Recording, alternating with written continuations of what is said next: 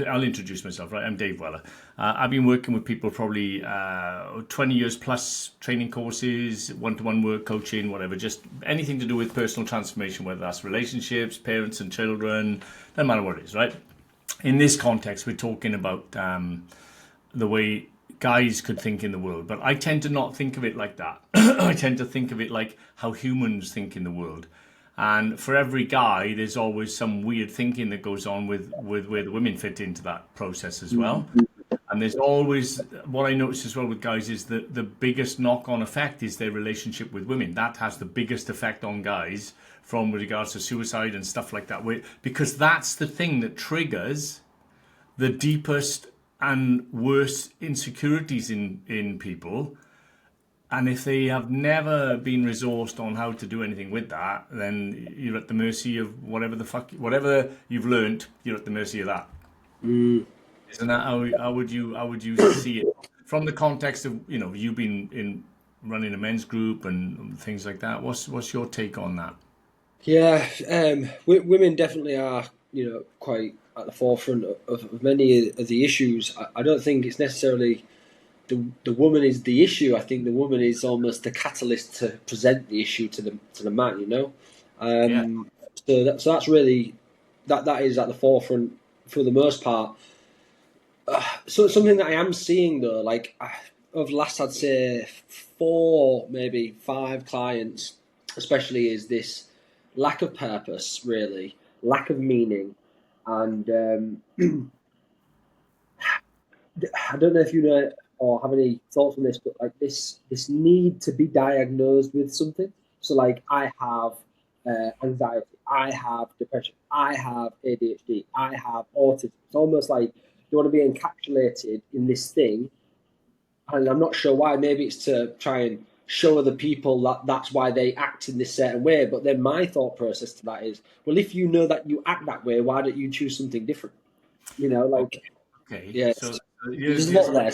yeah. I get what you're saying, and I can see it's that's generally how things are looked at, though, isn't it, through the medical Yeah. model as well. So even it's looked at as if it feels like there's nothing I can do about the behaviors that I'm doing, because not everybody has a choice. It's not a choice. And this is one of my favorite ones. It's not a choice until it's a choice. Yeah. So that's like telling someone who's using, say, drugs. My history was 20 odd years of binge drinking, drugs, alcohol. I was quite functional in it. I kept the job and I did all the things that were needed. But I was basically getting some form of self-medication because of the uncomfortableness of the experience that I was having. My mind was telling me I was having a party, and there's no doubt about it. I had a fucking good time. I actually did have a good time. You're off your face, you're having a good time. You're getting relief. So I was getting relief from what I would consider to be, inverted commas, my reality, where I wasn't comfortable. I was uncomfortable, bullied at school, dyslexic, so I could have ideas about myself that I'm stupid, there's something different, there's something wrong with me, I don't belong. All of those types of ideas of self, they're not the sort of thing that you can go around in even to your parents and go, oh yeah, look, I don't feel loved, I don't feel good enough.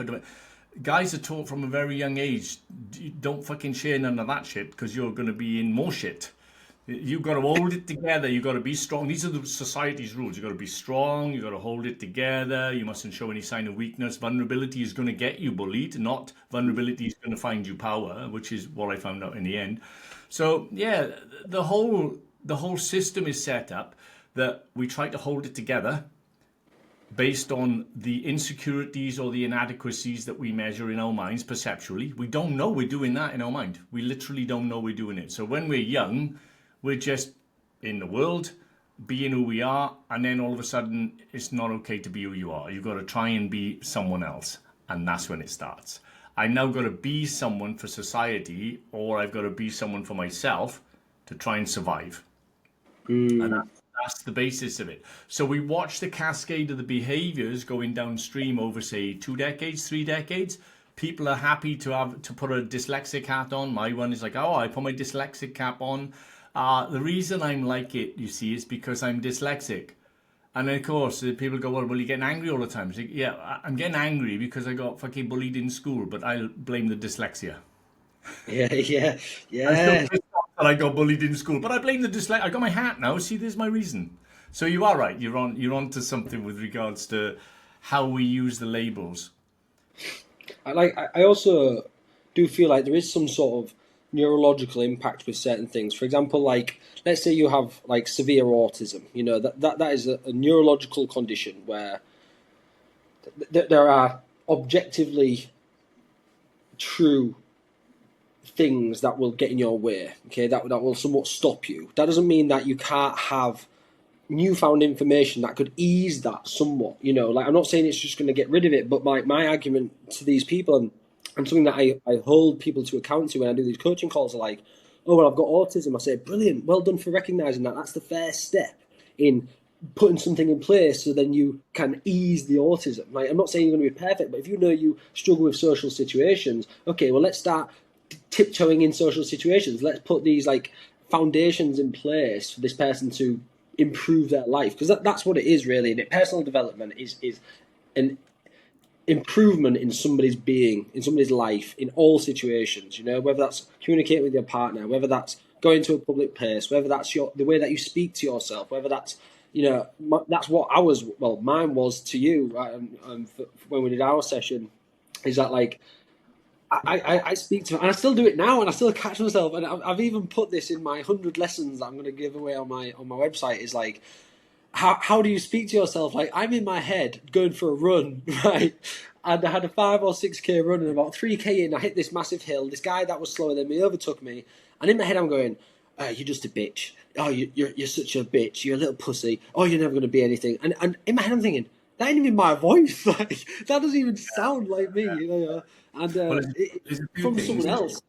It is totally an internal voice is actually it can be beneficial if you understand what it really is. But let's talk about the spectrum stuff. So let's go spectrum stuff. For me, when I'm working with anybody on the spectrum, and this is where sometimes I get parent and child sessions happen with the parents always in with the child. With spectrum, it's just a filter. It's a filter problem. Mm.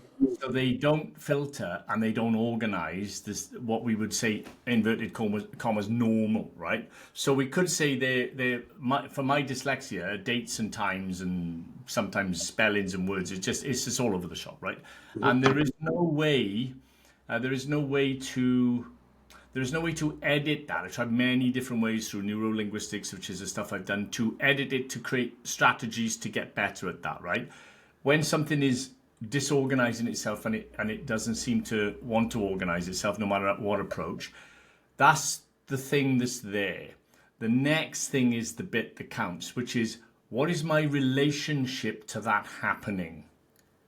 So now if I'm scrambling for dates and times, very much like you just said about your internal voice, if I'm scrabbling for dates and times and they don't organize and I've got to set up systems and calendars and all the rest of the stuff, if I'm then going, oh, for fuck's sake, you stupid fucker. Oh, what's the matter with you? Fucking, yeah. Oh, if I was like them other people, comparison, if I was as good as them, if I could do I wouldn't have this problem. But the issue is, that is me now creating resistance to who I am. I am Yeah. making myself now wrong, bad, broken, damaged. So that dialogue is only a reflection of my relationship to the condition, which is unchangeable. It's a filtering condition. It's unchanging. It's not going to change. But notice that I do my comparison to other people, and then I start attacking myself. Guess what? That's the same attack I'm doing to myself as what happened to me in school. So my internal negative voice is other people's external voice that taught me, this is who you are. You were stupid, you were this, you were that, because I haven't resolved that. Now, how would we resolve that? Well, I'm not one for personal development, to be honest. I'm one for personal undevelopment. Yeah. Person, which is the sense of the idea of myself, actually is the problem. who I really am is beyond the idea of myself, which is when we were talking about the identity lenses and what's the stuff that happens further downstream once we go, well, I am stupid. Well, how is a person going to live their life if they're looking through the lens of I'm stupid? Well, it's going to affect their choices, their decisions. It's going to affect how they interact with other people. It's going to affect what they'll risk and what they won't risk, just in case they bump into I'm stupid.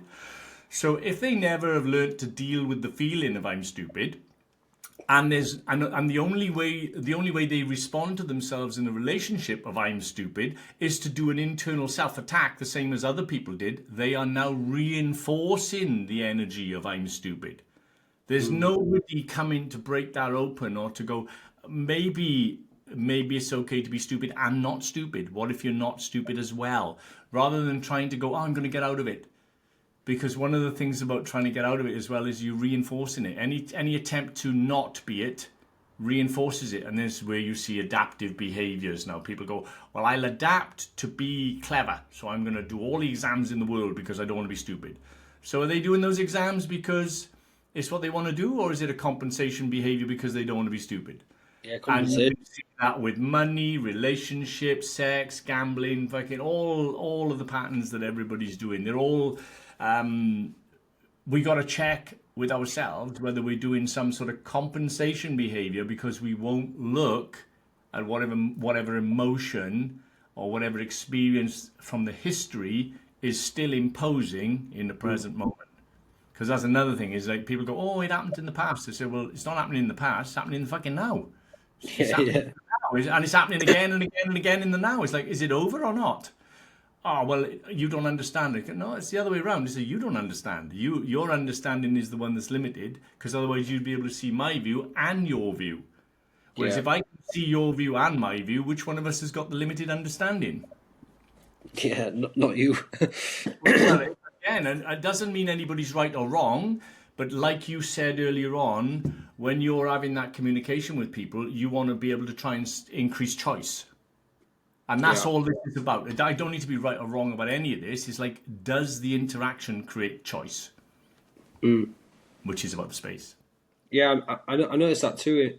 Like, for me, the way that I almost view like a coaching call is the person's got a problem and you're almost like it's literally this lens situation. Like the ability to do that to other people is easier than to do it to yourself. I find like because you're already you're in the lens, so it's like you're like looking like, oh, is there an exit somewhere over here? You know.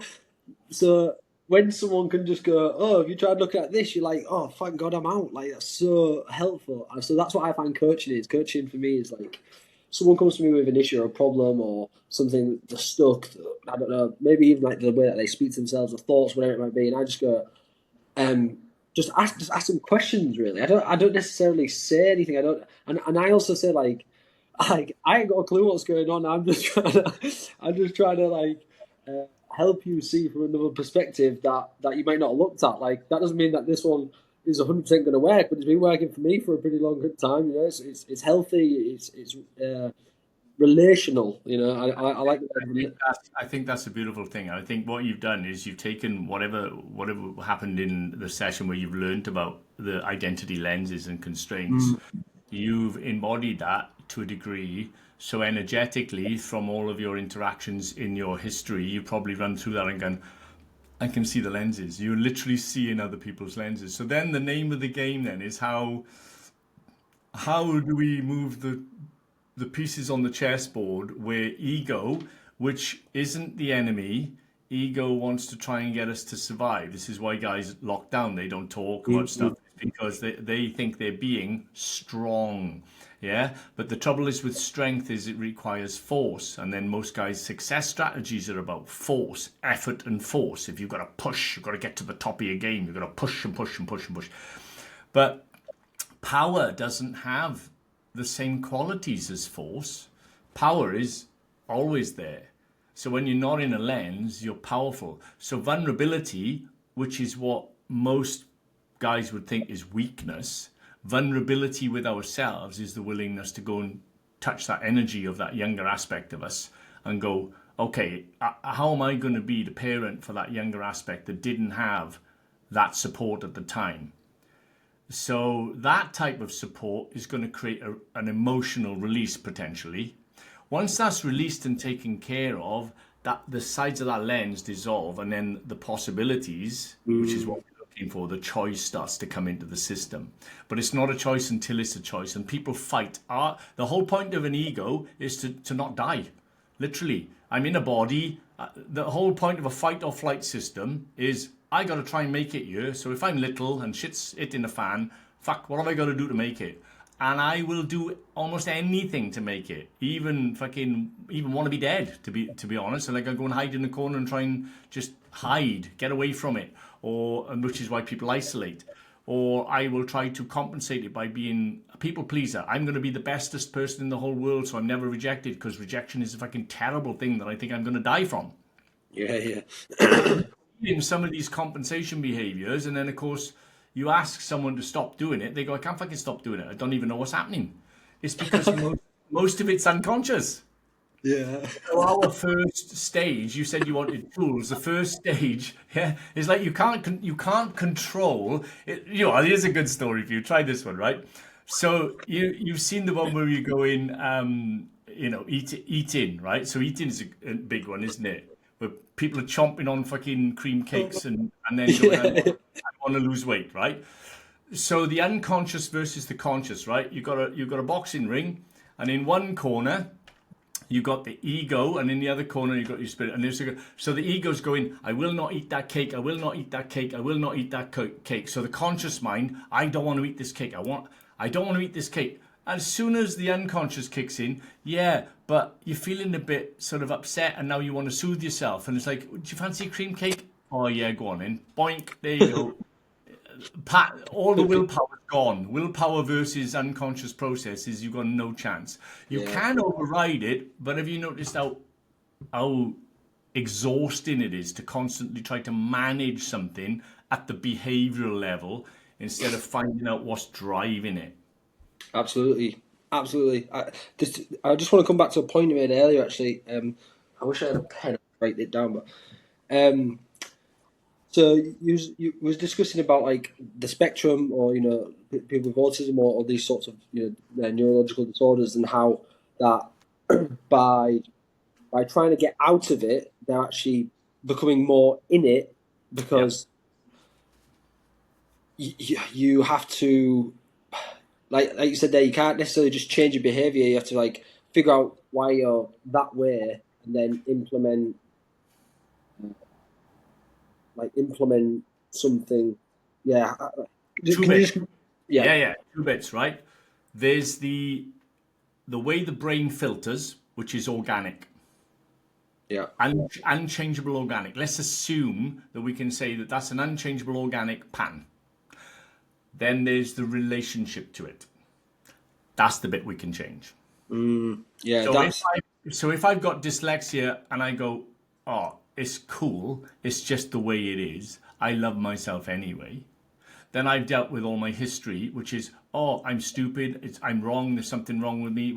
So those two things are separate things. And what we tend to do is collapse those two things. Dyslexia means I'm stupid. Dyslexia means there's something wrong with me. Dyslexia means, and we're collapsing two things together that actually, if you were at a bit more awareness, you could separate them out and go in, if I've got dyslexia and that is a fact, then what's the purpose of giving myself a hard time about it existing in the moment I'm in? Because there isn't anything that I can do about that. So any effort or energy about that particular thing is a waste of my time. Whereas if I can nurture myself because it exists and then put some strategies in place, I can make it not an issue.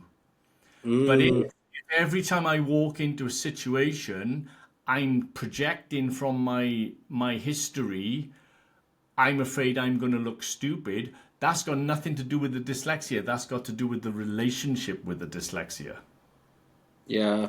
I literally will take my energetic and emotional history and go, I don't want to look stupid, so therefore I haven't disconnected the dyslexia. Whereas if I walked into a room and I was fine about looking stupid because I go, well, I got dyslexia, it's not an excuse, but it's like, yeah, it's just there. Yeah, yeah. It's the same as someone walking up to me and going, Dave, you're a bit of an arsehole, you are, aren't you? And I go, well, let me have a look. And I look into my history and I go, yeah, loads of places I've been an arsehole. What else are you thinking about me that I'm okay with? Because Yeah. if I'm not okay with being an arsehole because I'm in there arguing with myself, I'm now going to fight you. I'm Yeah. not the one saying it now. What the fuck? Hang on, I'm going to fight you because you've said something that I don't like about myself. What the fuck? What? Like, hang on. Yeah, no, you can't call me an arsehole. Well, you mean you don't like the idea you're an arsehole? You might want to do something about that because I can Yeah. guarantee you, if you've been alive on this planet for more than 10 years, you have been a fucking arsehole at some point. Absolutely, yeah. Yeah, exactly. So what's the problem with being one if you know that you've got the capacity to be an arsehole? Doesn't mean you are one. It means that you have the capacity to be one. And I noticed, so I'm just going to make 2 points just off that what you said there. I noticed as well, I see this often, is people fill in the gaps. So I'll say to somebody like, um, something like,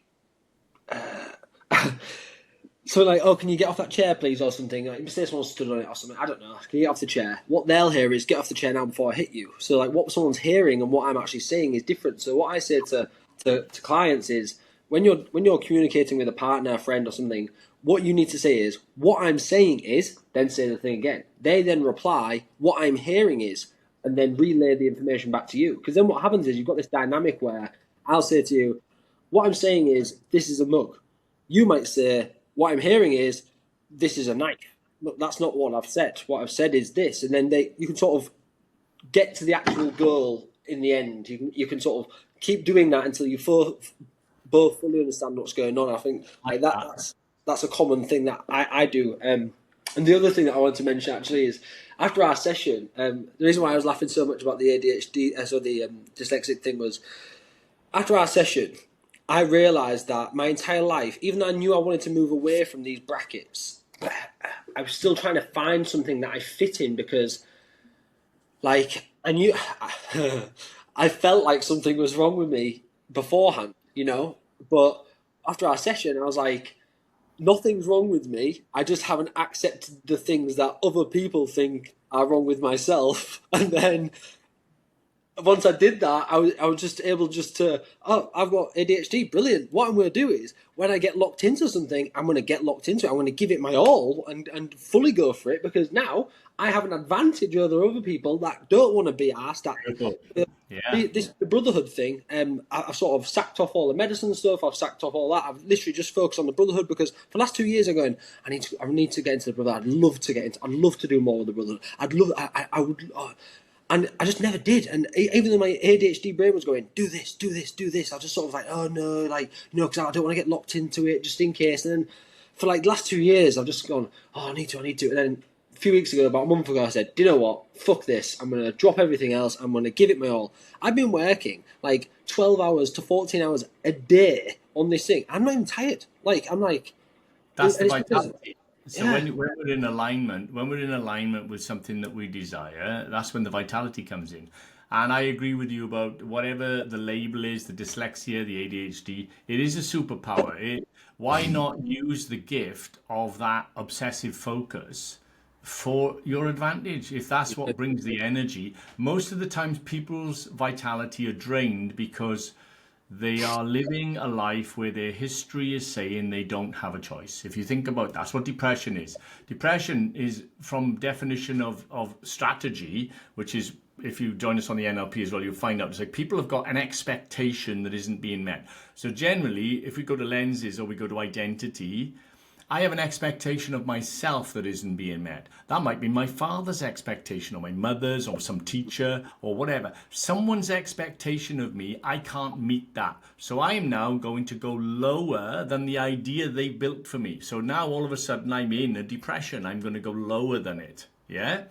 So if I can't match that and all the effort required to match that looks like it's there to please them, there is no vitality in anything I'm doing for myself. So I'm literally living my life to match someone else's expectation. I don't want to disappoint them, so I can't do what I want. I can only be upset that I can't fulfill what they want, and now I'm going to be depressed. Does that kind of make a little bit of sense? yeah. Also, just a question on that. when you can't fulfill the thing that they want, underlyingly, they might not even know that they want that thing, or that they might not know that they need that thing necessarily, let's say. So an example of that is like, my dad was always like putting on me. I played for Leeds United as a kid, as a pretty much professional football player. Got a 3-year contract, and my whole life was I'm going to be a football player. Then what happened was I started not disliking football, but it just wasn't fun anymore. You know, there was too much pressure on me. There was like you've got to be this footballer. And then my dad was like, oh well, when you get a footballer, you're going to buy me these cars and buy me this house. And it was like, then now I then continue playing football just because he wanted a house in the future that didn't actually exist. And now I'm like living up to this expectation alongside many other troubles and tribulations and stuff that I had going on in my life. But I remember this so prevalent. It was like, I carried doing the thing that I didn't like anymore because I didn't want to upset him in the future. You know, this situation that didn't even exist. It wasn't even real. You know. We have a habit, and this is everybody. You can even see this sort of cascading from the medicine stuff. You can see this cascade from the lineage of the family as well. So for me, it was Red Path stuff. I did the Red Path stuff for about 8 years, and you can see 7 generations forward, just 7 generations back, right? And what happens is see if you can see this, right? There's no such thing as time. Time is a present moment activity. It is a construct. We see what we call history is memories, recordings, because your body is in the now, your brain is in the now. There's no way, from the time you were born, you've always been in the now with your body and brain, now. There's no other way to do it, right? And then time gets experienced when you're little, and it goes, right, this is a watch or a clock, and now we're going to learn to tell the time. That's why kids have no concept of time. You can't be late until you've learned how to fuck yourself over by being late. You've got to work out how to be late first, because if you don't understand about time, you can't feel late. Yeah, you've got to learn how to feel late. It's like, I'm going to stress myself because the hand on this thing by here doesn't match the thing when I'm supposed to be in this picture in my head. I'm supposed to be arriving there at 3 o'clock. And oh my God, it's 3:05 already, you know, and I'm late. Yeah. So the same with history. We remember history in the present moment, and then we project history into the unknown future. But if we saw it as unknown, we would be remaining in the possibilities of anything could happen. Most people, when they say anything could happen, they mean bad shit based on history. Oh, I can't do that. Anything could happen. That's not oh wow, anything could happen. Good stuff too, you know. There's no good stuff. It's all based on the shit that happened before, me trying to stay safe from that again. So when I then look at my possibilities in the future, I'm only using my history. So we hold on to the history and we project it into the future. And anything that's negative in there, we want to avoid. So we literally are avoiding the idea of our future. Then when that gets really uncomfortable, the next move, which is what leads to people not wanting to be alive, is they start arguing with the present moment. So you're holding the history, taking the history, projecting it into the future with avoiding the future or possibilities, and then arguing, this isn't where I should be. I shouldn't be here. I should be somewhere else. I should be someone different. I shouldn't be the broken one. I shouldn't be the fucking shit one. I shouldn't be the dyslexic. I should have a different life. I've seen people do it with multiple things. Like even they could go back in their history, and I'll give you an example of why you can't win this game, right? So one client comes in and they go, oh, my life is ruined because I didn't have a father. Other client comes in, oh, my life is ruined because I did have a father. Oh, my life is ruined because I was the middle child. Oh, my life is ruined because I was the eldest child. It doesn't matter what the story is. What people are doing is taking their experience of their history and making where they are wrong.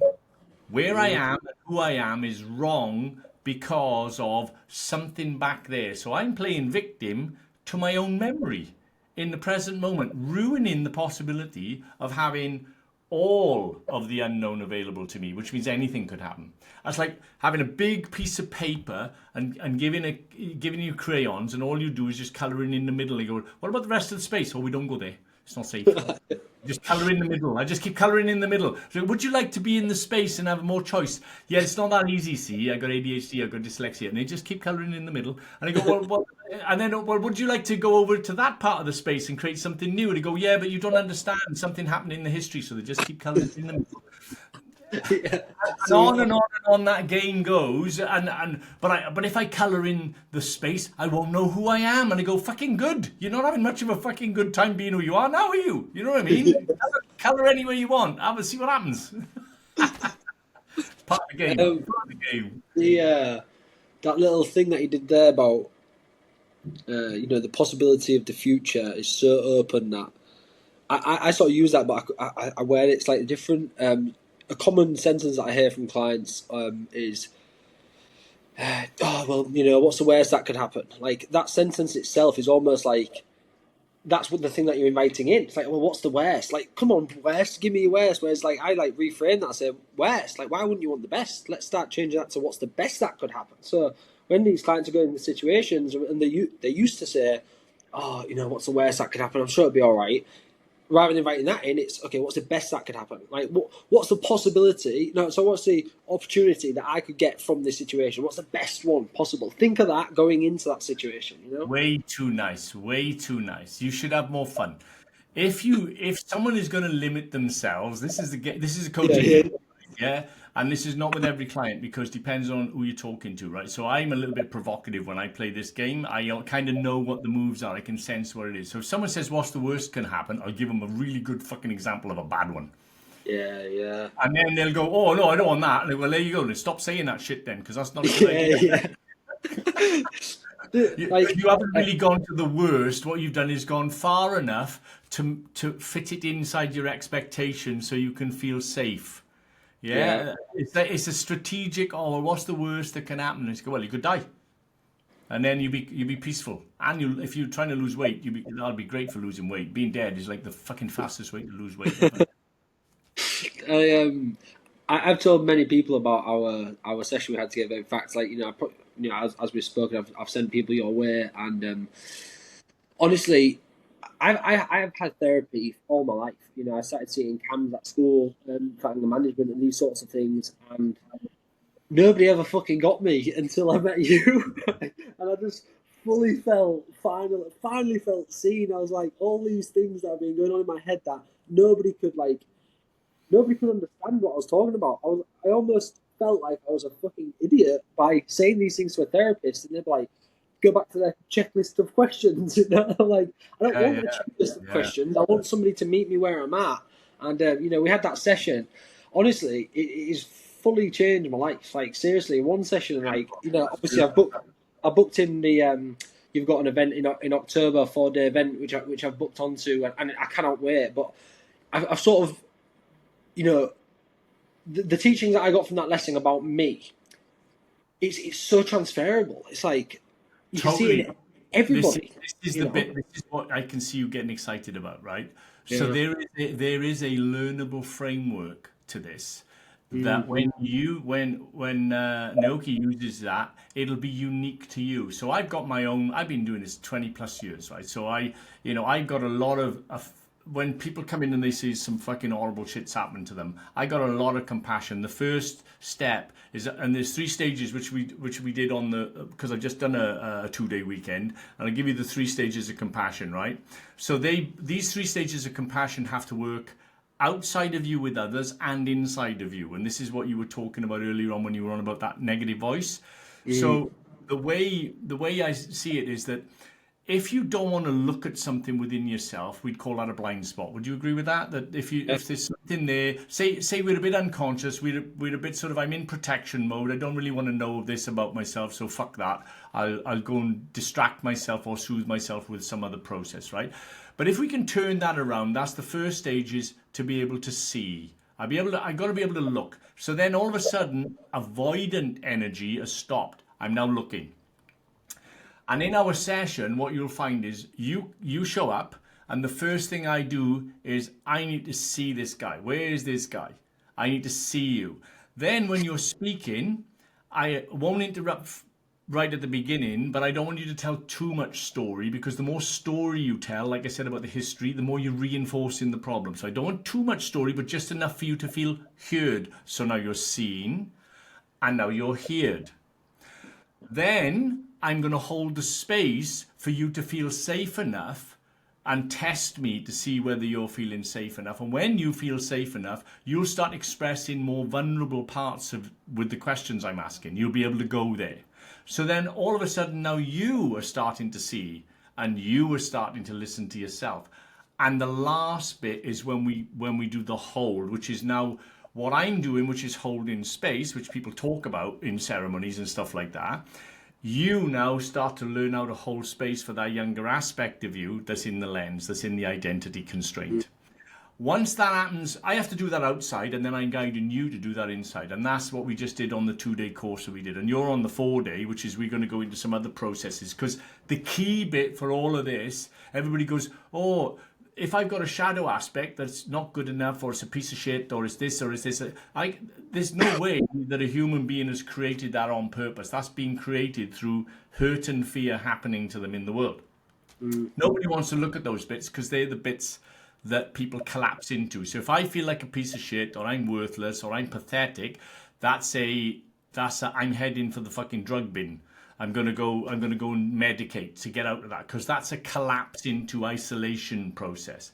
If I'm not good enough, I can compensate for that by trying to go, I'll try and become good enough, so I can do adaptive behaviors for good enough, not good enough. But if I collapse into I'm a piece of shit, or I'm rubbish, or I'm crap, or I'm pathetic, that's an isolation. And this is, from what I'm hearing about what you're saying, where these guys can go, without purpose, that's the collapsed one that needs to be dealt with. When they deal with that one, the possibilities start opening up.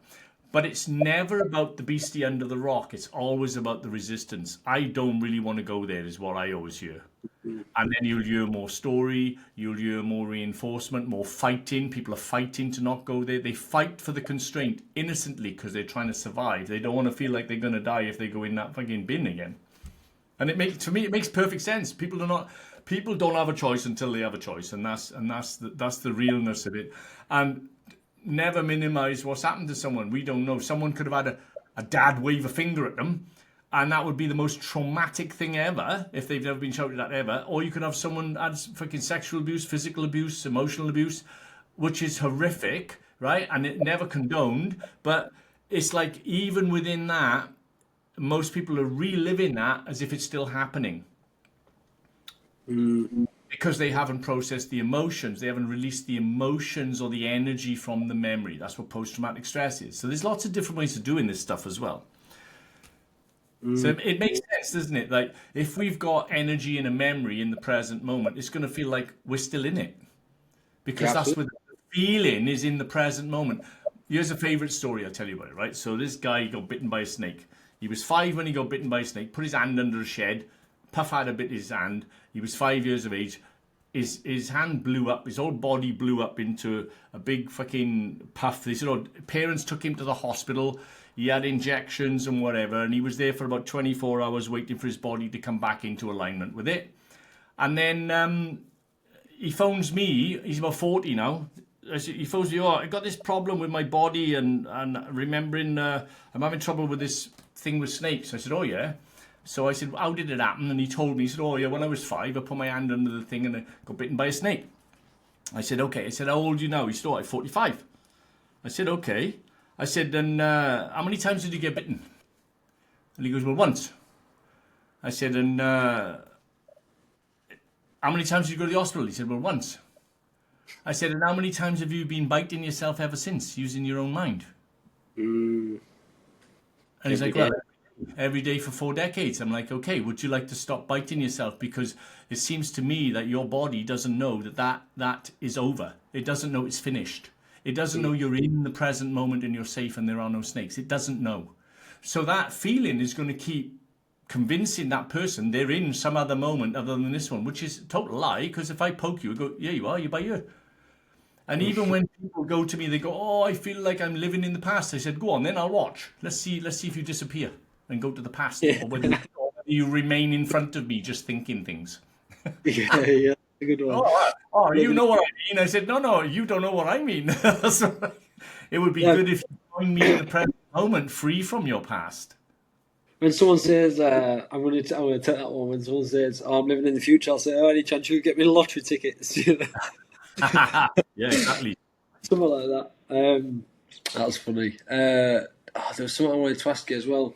I'm definitely going to get a pen next time so I can write this down. But Well, that's okay. We can do this again as well. I mean, this is for me. This is us just exploring some of the ideas, of some of the pitfalls that people fall into. You know what I mean? And really, is key to the key bit. To all of this, it's okay to be human. You've got yeah, all the ingredients. So if you're afraid, that's okay. If you're acting like an arsehole, that's okay. If you think you're bad, that's okay. Don't make any of it wrong. And what you'll find is in the allowing of it all to be there, all the bad qualities and the good qualities, that's like the human soup. mm, Like every human comes with all 4,500 qualities. You're good, you're bad, you're generous, you're an arsehole, you're this, you're a bitch, all of them, right? So as long as the soup is allowed to include all ingredients, then if someone points at one and goes, "You're that, you are," you go, "Yeah, and I'm all the others as well," because that's what the human experience is. And while totally. I'm in a human body, those things ain't going anywhere. Now, the next bit is, am I having a relationship with those things when they happen? So if I have you're a bit of a bastard, what's my relationship to that idea? Well, if I'm going, well, it's one of the ingredients. It's okay to be a bit of a bastard now and again. Mm, If you're not allowed to be wrong, you're going to try and be good, and every time you try to be good, you're going to end up doing shit that's wrong. Because yeah, that's the way it works. Any imbalances are going to try and correct themselves. my, Does that kind of make sense? yeah, absolutely, yeah. The question that I wanted to ask also was, say for example, somebody hasn't necessarily had anything happen to them in the past, nor good nor bad really. They just sort of existed, but they still feel uh, somewhat suicidal, that they hate life, that they do this. And when I propose the questions like stuff like, when's the first time you felt that way? You know, and when's the first ever time? Let's go back to day one, and to just that have just always felt, you know. So then I'm like, it gets to a point where I'm like stuck with these questions, thinking, well, where else do you go from here? If this guy's just felt like that the whole life, so then I'm like, Yeah, yeah, there's no event that's happened like for me. For example, like my mum died when I was 4. I struggled with drugs. I tried to take my own life. All these major events that's happened, so I can almost point the finger at fucking multiple and say, well, that was shit, that was shit, that was shit. But when someone doesn't have any of those things, like, and when I this, ask, they said the memories are good. You know, they had a good life. Like they yeah, enjoyed yeah. their life, but they just felt This, shit the whole this time. is a sneaky one. This is a sneaky one. So there's two, right? So the way to look at this is this. Um, when someone's had something happen to them, they've got the memory. Someone's sticking cigarettes out on your bloody eyeballs, you're going to remember it, right? So there's some shitty, horrible fucking thing has happened, and therefore you've then got the memory of it, right? Yeah, So we'll come back to the identity in a minute, but that's the memory. So that the memories will contain hurt and fear, and I'm remembering the hurt and fear, right? Now the insipid one, the one you can't put your finger on, the one you're talking about, is what didn't happen for me, right? yes. So nobody can put their finger on that, but something's off. This is like a background thing where my life's empty. And the thing that didn't happen for you is you weren't allowed to express yourself. Everything was hunky dory, but nobody talked in our family. Nobody was emotional. Everybody pretended everything was okay. When you expressed yourself, you were told that, oh, we don't do that around here. And so you're literally shutting everything down to survive in a family that has got no emotional connection to anything. And your expression of who you are is already learned at a very young age. Being who I really am in my expression, we can't do that around here, so it's not safe. Then, of course, you go into life, you can't remember anything bad happening, so you literally are looking for a reason or a story for why you feel shit about yourself or you shit about your life, and you can't find one because nothing's happened. But it wasn't nothing happened to you, it's what hasn't happened for you. Nobody has held enough space for you to go, it's okay to just be you again. Because no baby's born going, oh, this is fucking hopeless. I don't even want to come out. You know, you pop out of a vagina, the first thing is like fucking shit, biscuits, fucking play in, sleep in, adventure. And you've got to put locks and shit on everything because kids are into it. It's like, wow, let's go. Well, I'm knackered now. Wow, let's go again. They literally, it's like the vitality is ridiculous. They don't care what time of day it is. You wake up, it's time to go again.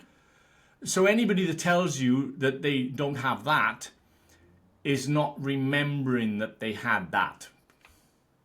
So they are looking at the bit where they had to slowly but surely repress that and become someone who conformed to the family but didn't allow that then to be their expression. So they've practiced for 2 decades, 3 decades, not expressing, shutting down all their emotional expression to the possibilities of life. So, you know, it's a bit sneaky, but it can be undone as well. It takes a bit of doing just to open up someone to the possibility of like, do you know you are allowed to express yourself? You are allowed to choose. You are allowed to. Do you know that? And they go, oh well, yeah, it's pointless, isn't it? See, well, why pointless? Why is it pointless? Well, when I was a kid, see, it's pointless. And the other scenario is, I have no idea how to do that because I've never done it before. I have no reference material for just being myself. Because I've never done it before. Fuck me. That is such an uncomfortable position to be in. Or when you did do that thing, other people said to you, don't do that thing because that made me feel this way. So then you put barriers in your own way to stop being yourself. Yeah, I love advice. Yeah, I don't recommend advice. People who give advice can only give advice from their history. People who ask coaching questions that create possibility aren't putting their history into someone else's experience. What they're doing is asking the person in front of them, if we created space, what would you put into your experience? So then you'll see people say to me all the time, they go, oh, I had a chat with Dave the other day and he gave me some advice. I said, no, I fucking didn't. I don't do any advice. You found out that you wanted to do something, and then it's almost like you used me as a little bit of reference to bounce off to make a decision for yourself. And I'm like, well, good choice. If that's what you want to do, go for it. Yeah. Wow. Yeah.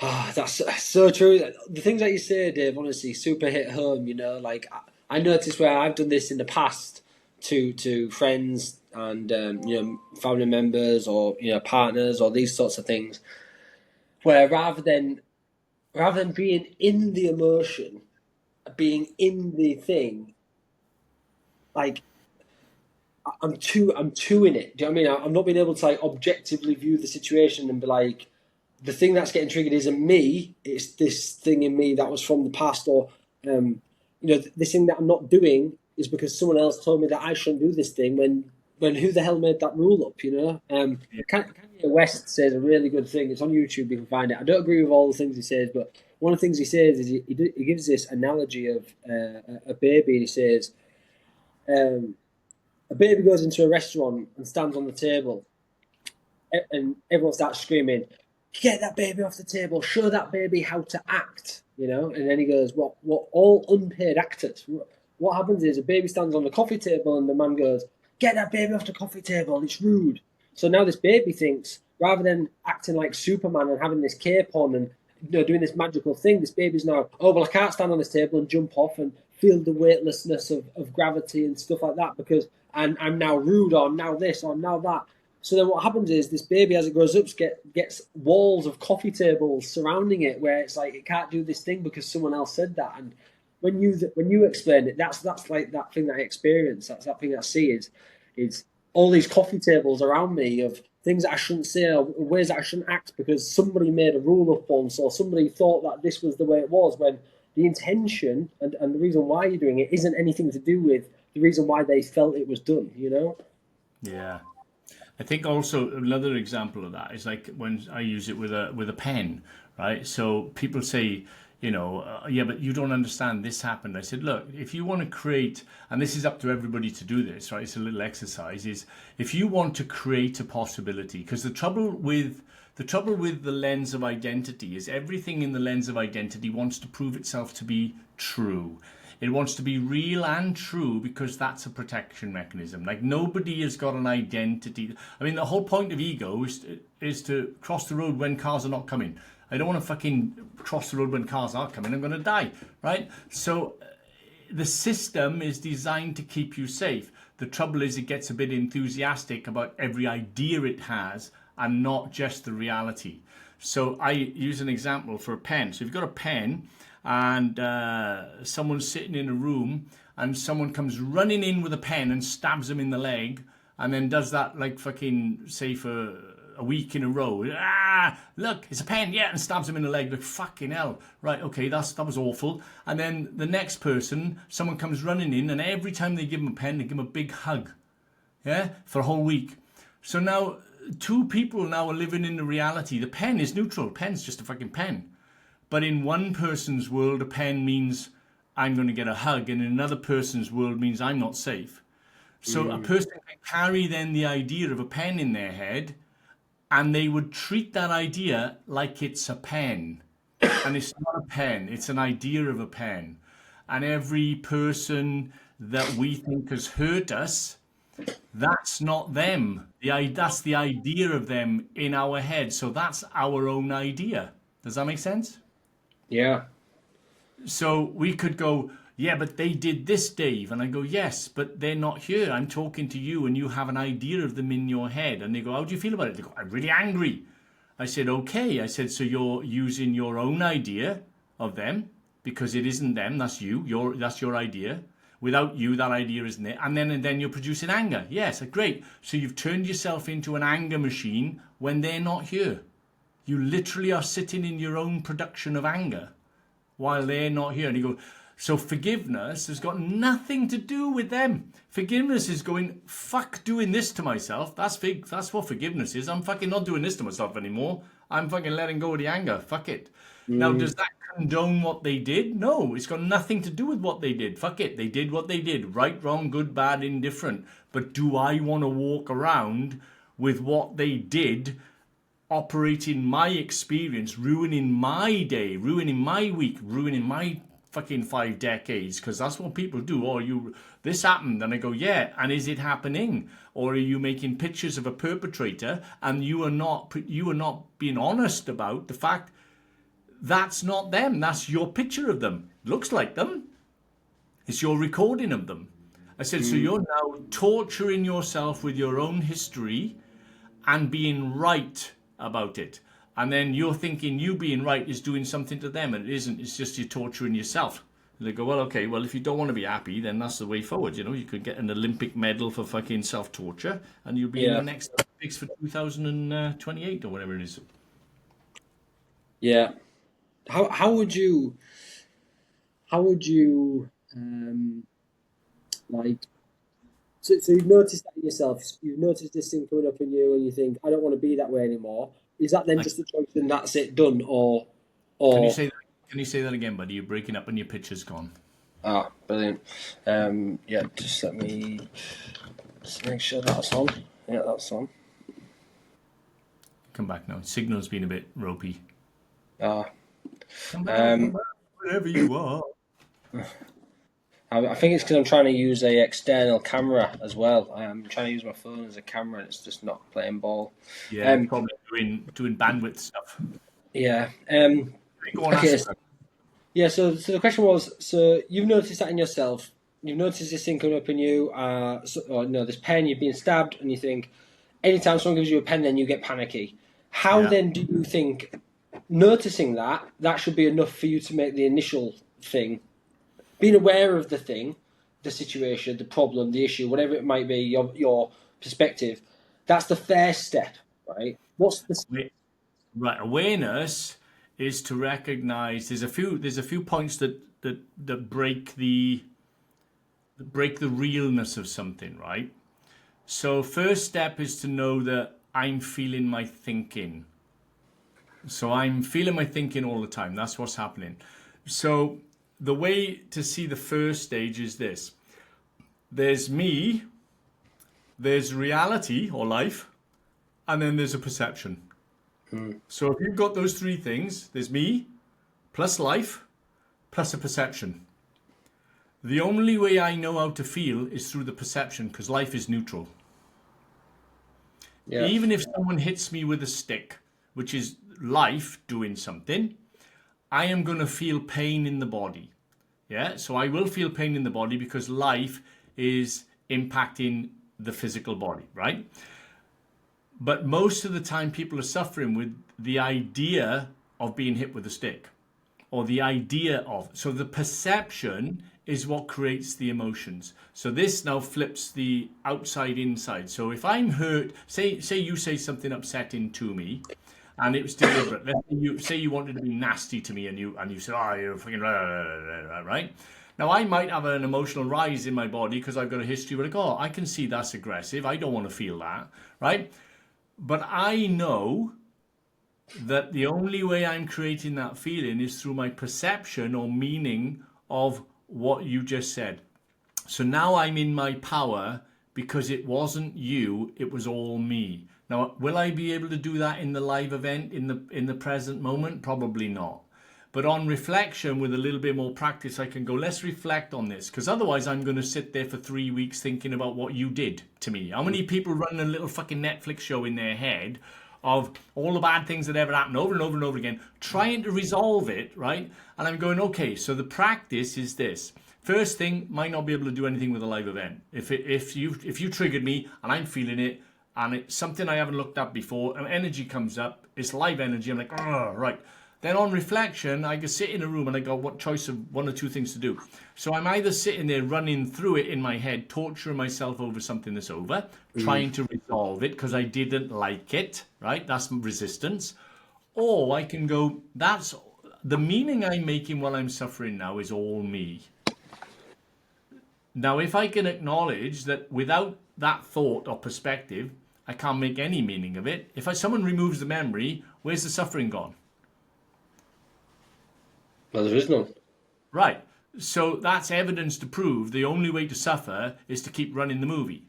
That also proves that it isn't you. That actually proves if you want to see it, it can't be the person. It's got to be the meaning maker. And we are always the meaning maker. Fucking hell, yeah. And this goes back a little bit to what you said earlier on when you were saying how you were learning to communicate. So when you were saying, if we own what we say, like if I'm saying to you, look, if I went to you, if we were having an argument or it was getting tense and I went, well, I'm going to be honest now and authentic, right? And my authenticity comes a little bit sideways and goes, well, when you do that, it makes me feel like this, right? So that's pointing at you. And then I'm making you the cause and responsible for the feelings I have. What you were pointing at earlier on when you go, right. So if I was to say it, I would go, look, I'm feeling a certain way because of the meaning I'm making about what you did. And then I go, take it off you and go, it's okay you did that, but I'm working on the meaning that I'm making about that. Yeah. Because it's triggering me into a younger experience, and I just need a little bit of space a minute just to find out whether I can resolve that within myself. I don't expect you to change anything. I'm not telling you to change anything, and I'm not accusing you, because otherwise it turns into this shaming game. Oh, you made me feel like this. Ah, well, you were a bitch last week, and all you're doing is just trying to put each other down all the time, and then you're going to trigger ego, and then you're going to trigger fight or flight responses, and it's all insecurity and inadequacy. That's all that's going to come up is the human qualities or all the human bundles of rubbish that are inside how inadequate we are and how insecure we are. So do you think, go on. I was going to say, do you think sometimes, just from what you're saying there, do you think language sometimes is almost like a barrier? Like, it would be easier if we somewhat didn't speak but just felt, because sometimes I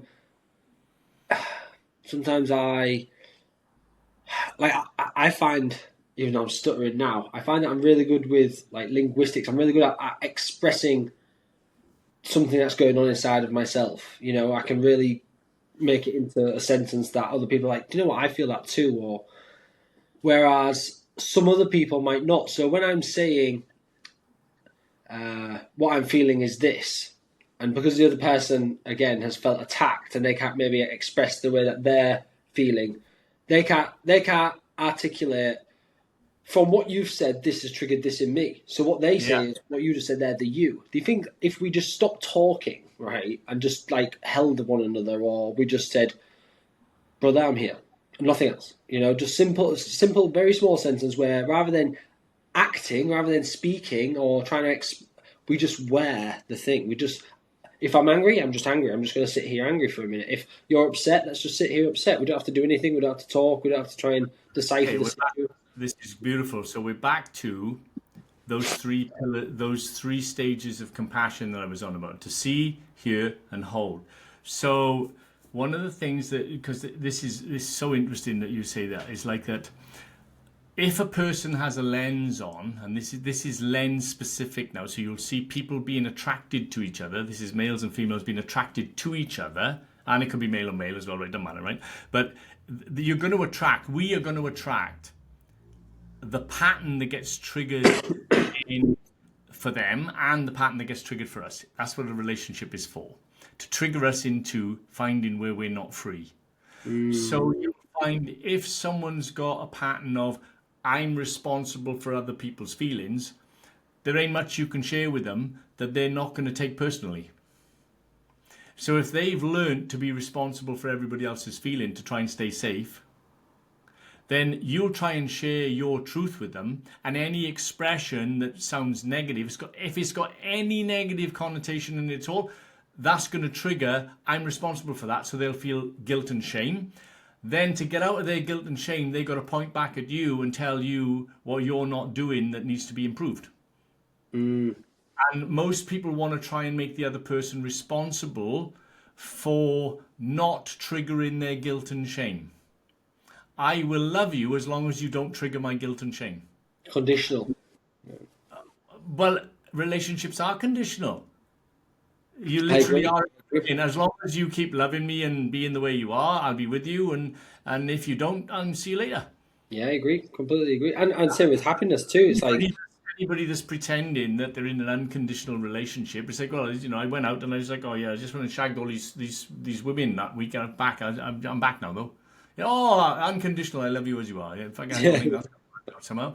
I mean, and it is a society's thing. There may be people out there that can do that. That they live their life like that, and it's not even a judgment. It's just to address this idea of the removal of judgment, really. mm, But if we are in a relationship, we're in some sort of agreement. I agree. Completely agree with you. Yeah. I always say that. I say, like, even my dog, like I sort of try and convince myself that my dog has unconditional love for me because it makes me feel good. But in reality, I know that a few days after my dead, like if we was trapped in this house and I died, in a week my Yeah, dog, it should be eating me. I'd be gone. Well, the cat would eat me first. The cat would eat me in like 24 hours. But yeah, it's definitely not. It's definitely not. It's conditional. If I feed her and water her, she'll keep coming back and not want to go anywhere else. But um, the other thing I want to maybe touch on is I get I get so many men. Probably every client that I've ever spoke to has somewhat touched on this to some degree. Is these like names for everyone else? So, for example, I don't want to take responsibility for something someone else is trying to put on me. yeah, I'm then a narcissist, or I'm then something like that. It's like people are always using these words that they don't necessarily understand the meaning of to try and describe somebody else, rather than yeah, expressing how that then made them feel. Do you know what I mean? Like, oh, this emotion is coming in me, and I feel like this. It's, oh, well, you're a narcissist because you've said something that, again, back to what I was saying. Um, and this has happened to me, in the past too. I've done something or acted in a way, and someone said, like, it was a friend of mine. We worked together, a man actually, and he basically just said, like, you're a narcissist, you only care about yourself, blah blah blah blah. And I just found it so interesting that he completely missed the section of me having a company where I help people for a living for free every week, So yeah, I was like, did you miss this bit of information? But these sorts of insults where people are trying to brand you as somebody, what's going on there? Are they just are they upset at themselves? Are they like Yeah, well, yeah. you're right. They're just projecting onto you their idea. So if you trigger something in someone that they don't like about themselves, they then have to project onto you something negative because the judgment on you is what they use to stop feeling the insecurity in them. Mm. And how do you respond like and coming back to that point you made earlier about when someone said, "Oh, Dave, you're an asshole," and he was like, "Yeah, oh, look back in my history. Okay, yeah, by my amount. Okay, there's 20 times there this week I've been an asshole. Okay, Yeah, yeah, come yeah. on, this week I've been an asshole." What I Someone love said, about that is just notice that when you tell that story, then how much smiling you're doing "Yeah, yeah, at something that would normally, if it was taken serious, you might end up fighting. yeah, yeah." Well, I Right. would, I So would. Like, yeah, you got to ask where the smile comes from, because this is the bit, this is the interesting bit. It's like whenever there's a fracture in these ideas we have yeah, in reality, laughter or smiling or some sort of joy breaks through because you just went, if I was you and someone called me an arsehole and I looked through my history and you started beaming out of that, mm, right? So because you tried it on with no threat, so you knew with no threat you were going to be laughing in the middle of that, yeah, yeah, right? But if I put you in a situation, you'd be like, well, now the rules have changed now. So these rules, you don't fucking talk to me like that. yeah, yeah, yeah. Exactly. I put these parameters in my What own you would bit. be doing though, if you went, don't talk to me like that, you would be defending the hurt and fear inadequacy of a younger aspect of you. You would be literally defending keeping it. That energy is being locked into place if you Mm, defend. It's so hard to see this bit. This is such a journey to get to the bit where you go, oh, every time I defend, every time I attack someone else, if I attack someone else, that's a form of defense because I think I'm being attacked.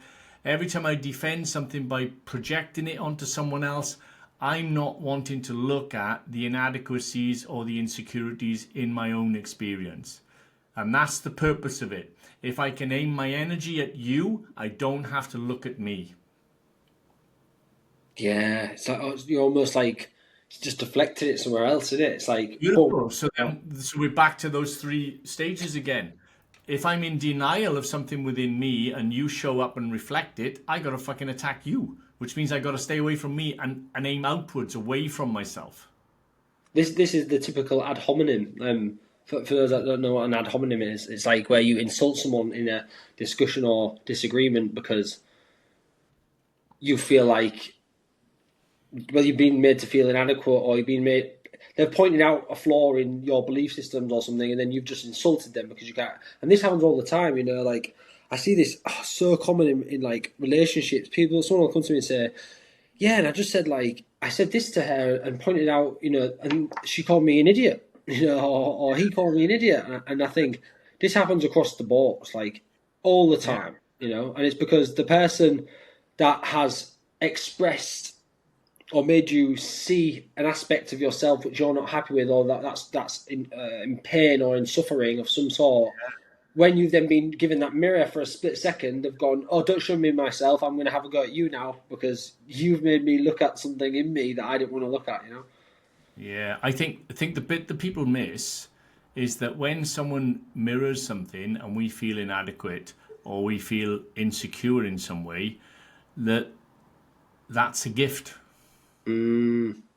So, People people want to avoid that, and actually that's the gift. So if I said to you, look, there's this beastie that keeps appearing in my experience that keeps ruining my day, and every time they trigger the beastie, instead of going, oh, for fuck's sake, get away from me, you keep triggering the beastie, I go, oh, thanks for triggering the beastie. I can now find out it's not a beastie, it's some young aspect of me that's inadequate, that needs some sort of love and care and attention. mm, And then I make peace with myself. And then the next time they try to trigger the beastie, you're just smiling at them, going, that's got nothing to do with me. That's you just not dealing with your own stuff and you're trying to project it onto me. But when you're at peace with yourself about the stuff that you found within your own experience, you can't be triggered. Now, can I be triggered? Of course I fucking can, right? It's called being human, which means if I get pissed off or angry, I'm not trying to play Buddha. Ooh, I'm floating about in a cloud going, oh, I'm not going to be angry. If I'm angry, I'm angry. If I'm sad, I'm sad. If I'm being an arsehole, I'm being an arsehole. If I'm bad, I'm bad. If I'm good, I'm good. If I'm generous, I'm generous. If I'm stingy, I'm stingy.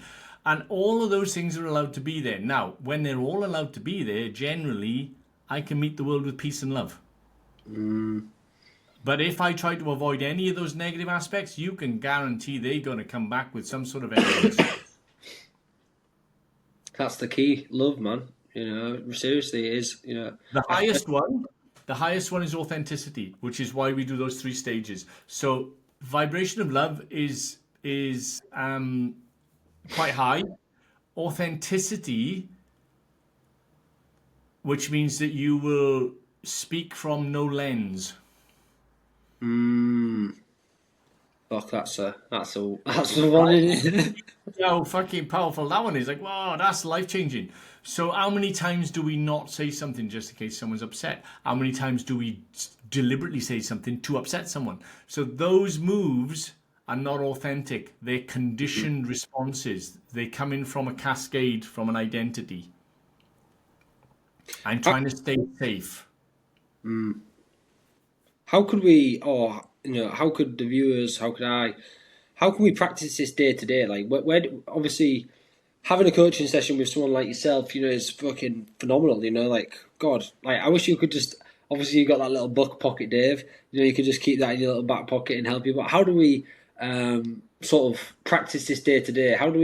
What can we implement day to day to really start doing this? So you give yourself a 6 months where you're going to practice something day to day to sort out these lenses, to live an authentic life. So in 6 months, you can reflect back to the present moment and go, wow, 6 months ago, I was an asshole and I'm accepting of that now. But today, in the present moment, I'm so much better. And It's a bit of a journey to find a lens. Sometimes you've got to have someone hold it still. But you can start with the bit that I said earlier on. If you've got a couple of principles and they're not just logical, you get them in the body. Like the first one, nobody's traveling through time. No one travels through time. So if we're using the thinking about time and going, oh, the reason I'm like I am is because of my history, the argument in the present moment. So nobody travels through time. Everybody's in the present moment. The body's in the present moment. The brain is in the present moment, right? And I can send you a list of what I consider to be 7 like principles. You can add them to your thing if you want. Yeah, please. So I'll rattle off as many as I can. Nobody travels through time. Explanation. The history is being thought now. Yeah. The present is being thought now, and the argument with the present moment is being thought now. Yeah. And if I ask anybody to go back in time, they can't. And if I ask anybody to look at the future is always unknown, but they use history to project into it. Yeah, it's always unknown. So that's the first one. Nobody travels through time. The next one, if you are avoiding a feeling, it will own you. You literally will never, ever have anything different happen while you avoid certain emotions. So any avoiding of feelings, it's going to own you, which means you're going to end up doing behaviors that you don't want to do because you won't address the emotional response that's in there. Now, some people do the behavior, they'll moan about the behavior, and then they'll tell the story about why they can't find it. I can't find where it started. It doesn't matter. It's in the present moment again because nobody's traveling through time. If you're doing the behavior, there's an emotion there. If you don't want to look at the emotion and the behavior is used to avoid the emotion, you're going to keep doing the fucking emotion. That's what is going to happen, right? So the bottom line is that's innocent as well. Nobody's doing that on purpose. It's not like, oh, you should change your mind. No. If the rule is, while you continue to avoid the emotion, again, if you don't turn around and look at it and try to find some way of processing it, it will own you, which means you're now going to be victim to every single thing that's going on in your experience, right? So to get power, these are the rules. You've got to be able to get power. Also, if you want to create a change, and this is a sneaky one, this is to do with lenses, you have to deserve it. So how many times have you met someone, you've had a session with them, they did great, 2 weeks later they're sabotaging again? Majority. Right, right. So that's to do with how I perceive my self-image, how valuable I am. If I'm a bad person or whatever, I can have relief for a couple of weeks, and then what's going to happen is I'm going to sabotage again from the lens. Yeah. Because nobody is challenging the lens to be not truth. Remember, the mind is designed, beliefs are designed to prove themselves to be true. So even if you ask someone a question, they're going to fight to keep the limit. Yeah. And that's innocent. Nobody's fighting to keep the limit on purpose. They're just going to fight until someone goes, it's safe to challenge it. It's safe to have something different happen. And you'll hear, I don't know who I'll be if that lens goes. I don't know what to do. But, if you want a little exercise you can use with your group, which is something I do, is like take the time off. Basically, say, there's something called the present moment? Yes. There's something called the past? Yes. There's something called the future? Yes. Join them up, yeah? Then you go, right, what happens if you shoot the present, the past, and the future, and you go, shh, and it disappears 1,000,000 miles into space? Then you ask, what's left? This is for the guys that are listening, right? What's left? And you normally get one of two answers. They'll either go, me, or they'll go, nothing. But very rarely will you hear someone go, nothing and me. One of them goes with time. Yeah, because me is still in time. Yeah, they won't do nothing. So they go, well, and what else? And they go, well, I don't know what you mean. I say, well, who's observing nothing? Well, me. There you go. And then you go, okay, so if it's me and nothing, what's the experience of me and nothing? And they go, peace. Oh, great. So what does the body feel like when it's in peace? Well, it feels really good. Yeah. That's their first experience of no lens. We did that. We did that straight away on We did. I know. It's a very simple one. It's a simple one, yeah. I also did the stars exercise. Actually, I did this with the because I run an event on a Tuesday similar to yourself. So mine's for just men, and we get together. It's called Tuesday Talks. It's from 7 till 9, 8:30. And we just chat, like, it's super relaxed. We drink cups of tea, people smoke, they go in the garden and have a cigarette, like, it's super food, we eat food, like, it's just super relaxed. There's no, like, ceremony to it, it's just a conversation, like this has been. And some of the lads were, like, talking, like, I could just see the lenses, so I was like, boys, I said, we're going to do an exercise. So I did the exercise where I said, okay, imagine yourself looking through a telescope. How many stars can you see? I can see 100 stars, right? Okay. I'm telling you that there's 300 million stars in this universe. They're like, well, all right, is there? I'm like, yeah, there's 300 million. And then they say, all right, there's 300 million. I said, but you can't see them. You can only, like, look through your lens, So it's like, oh, what? But I want to see them now. Oh, no. You chose to look through that, so you can only ever see through that. And it was really good because people were, like, recognizing, oh my God. And then what happens is, what about if I said to, and I even sort of, like, added my own little bit of extra there. I said, what if I actually said that actually there's 500 million stars now? Well, I actually got the 300 million stars wrong. Like, even my capacity, our capacities that we thought were there, was again limitations on ourselves. I said, where's the limit? And everyone was like, what about if, like, there's just an infinite amount of stars? Like, what about if it's just forever? I said, this is the thing. This is the place that you want to be. Is like where this comes back to that quote of what's the best that could happen.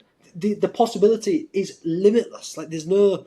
You can feel all the love. You can achieve this amazing business thing. You can have a great relationship with your partner. You can go do this because it's all accessible. It's all already there. The issue is not that, because most people can go there. Some people can't. But as soon as someone has to start taking action, you activate history again. So time's back on. and then as soon as they try to take action, the choice of the actions is back in the limits again. So the game is, how do we coach them so that they're not using history? So you've got to dissolve the lenses to keep the possibilities available. Yeah, because some of them, like, there's a sneaky one. Like, you're in a room now, yeah, and that room's got walls, yeah. Yeah. Right. So between you and the walls is space, yeah? Yeah. Okay. Okay. And is there space also between the outside of the walls and the rest of the universe?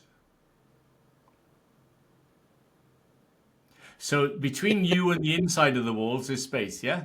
Yeah, yeah, it's limited. Yeah, Right. it's And encapsulated. then the outside of the house also is in contact with space, which then goes further into the rest of the universe.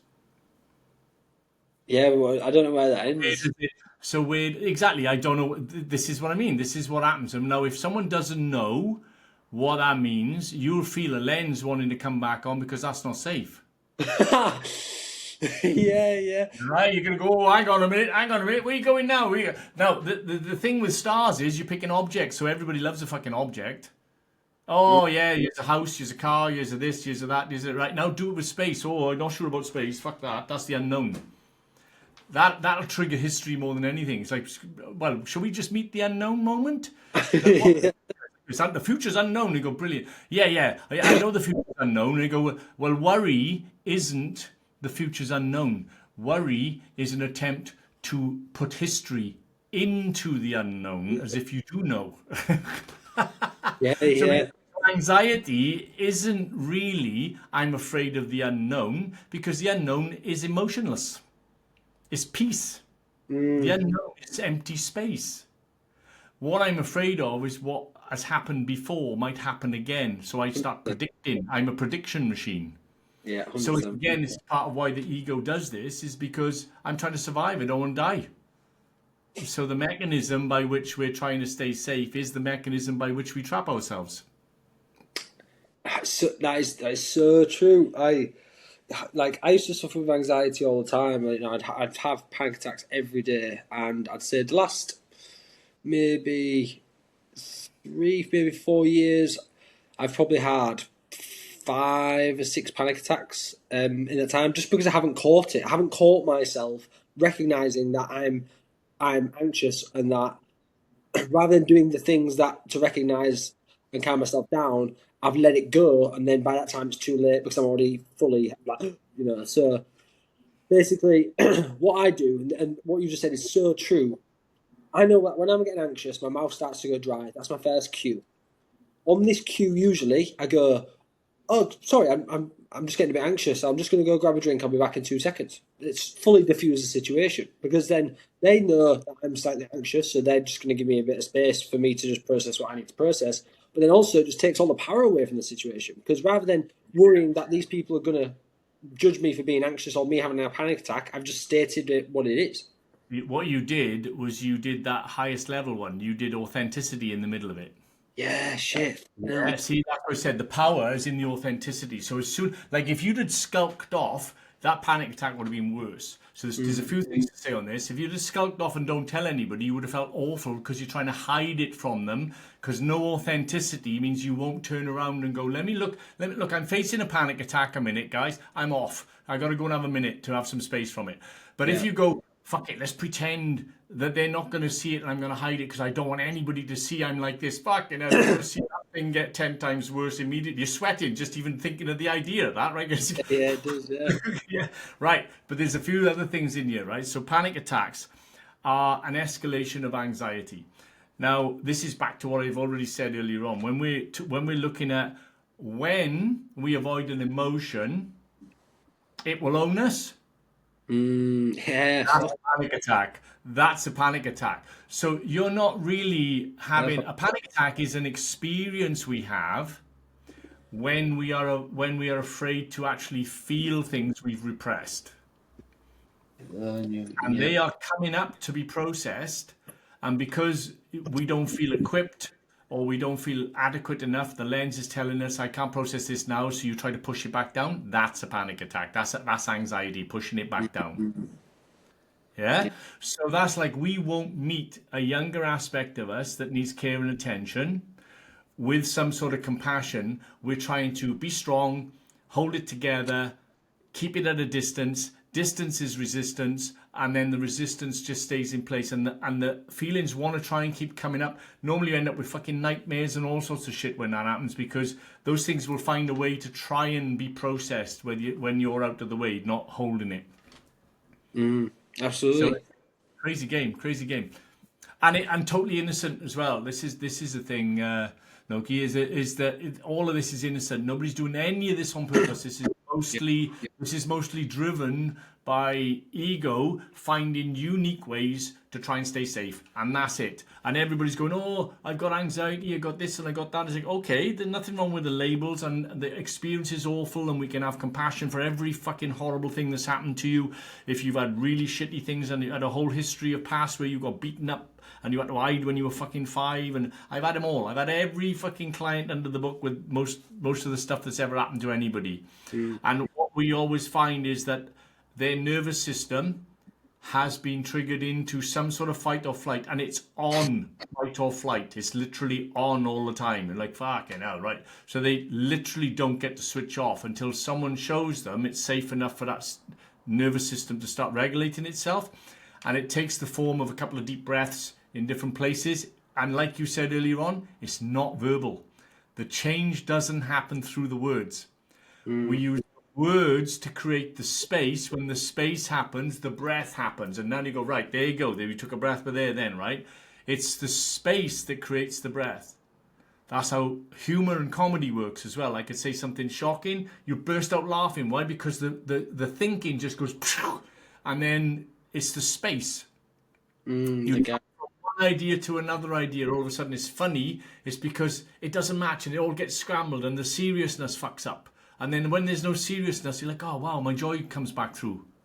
I noticed that even on coaching calls, is like someone will say something to me, I don't know, and I'll sort of maybe give a perspective change and just sit there for a second. It won't go in, and then I'll just continue talking about something, and then a few minutes later they burst out laughing, and they're like, it's finally clicked about what I said. You know, a few minutes. Yeah. And it can compute. And if you give it space, this is what's beautiful about it. If you don't have an agenda and you're trying to do something, you just give it space. It's awesome. It's an awesome way to go. And I love the provocative stuff as well. To provoke something is not to piss people off. To provoke is to call forth the truth. That's what it means. It means to provoke is to go, come on, what's the actual truth here? So getting things wrong on purpose, people go, no, it's not that, it's this. And then they'll give you the pieces that you're looking for.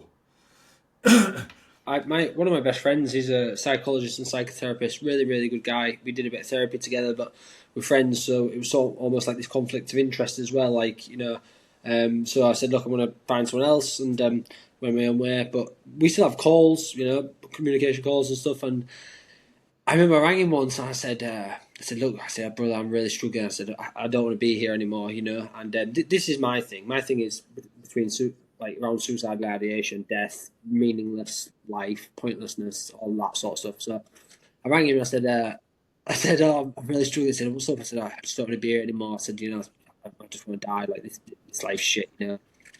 And he said, great. He said, what I would do is feel that more. And I was like, what do you mean? He said, feel it more.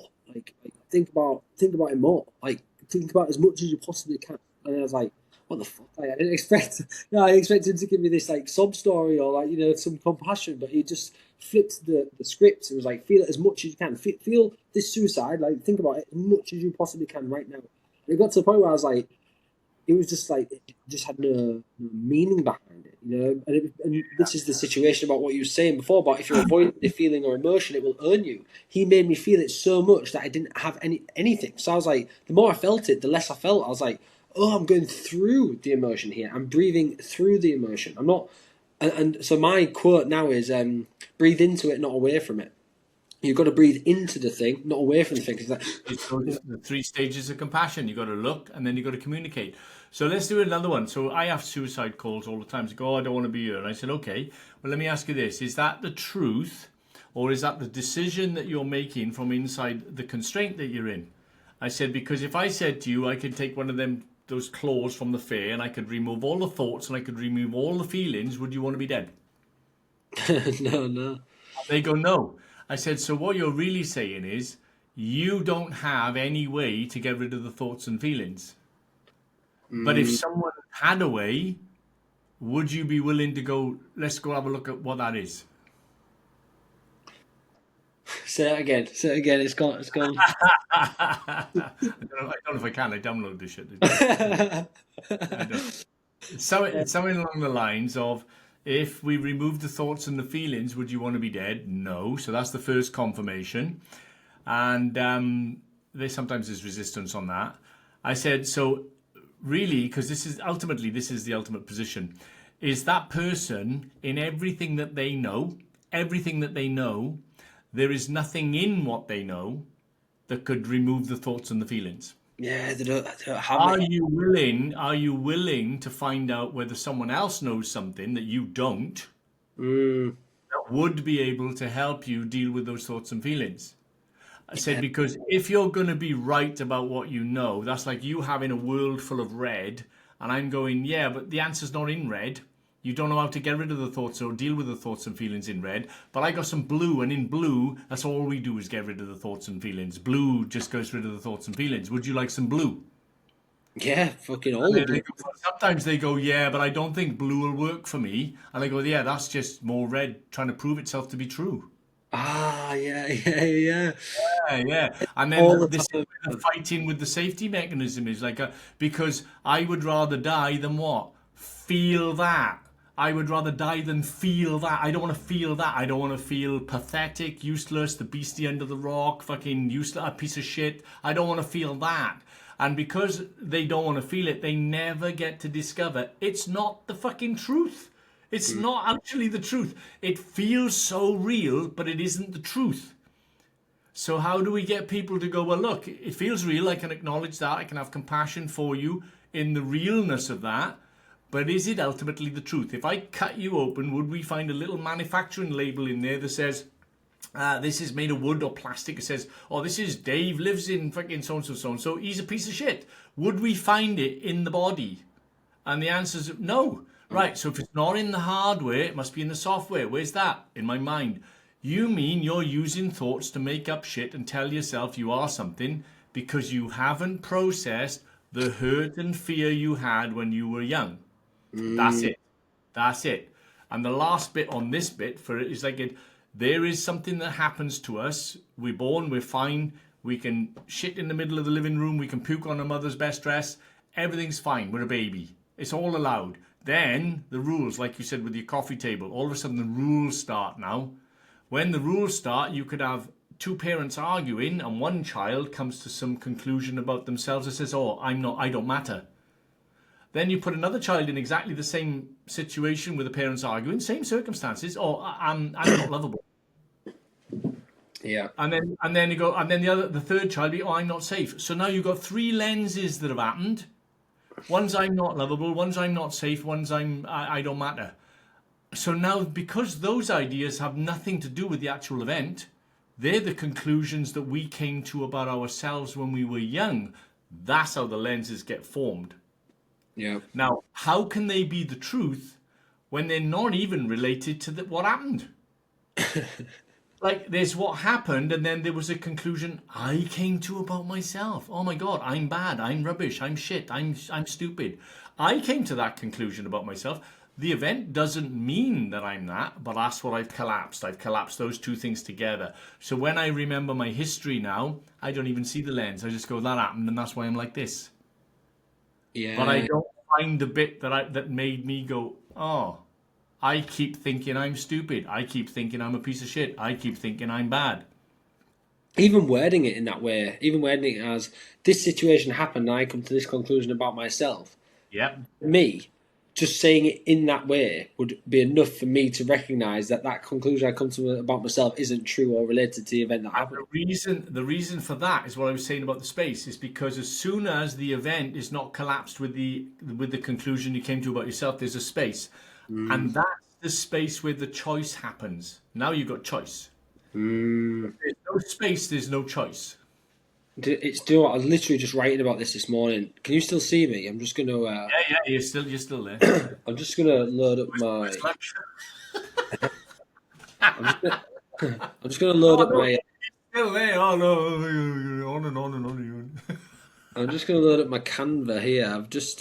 I'm writing this book to give away to my clients for free. Cool. It's like 100 lessons, and lesson 3. I literally just wrote this morning. Is On our retreats, we talk about often this space called liminal space. So liminal space is the gap in between the start of something and the end of something else.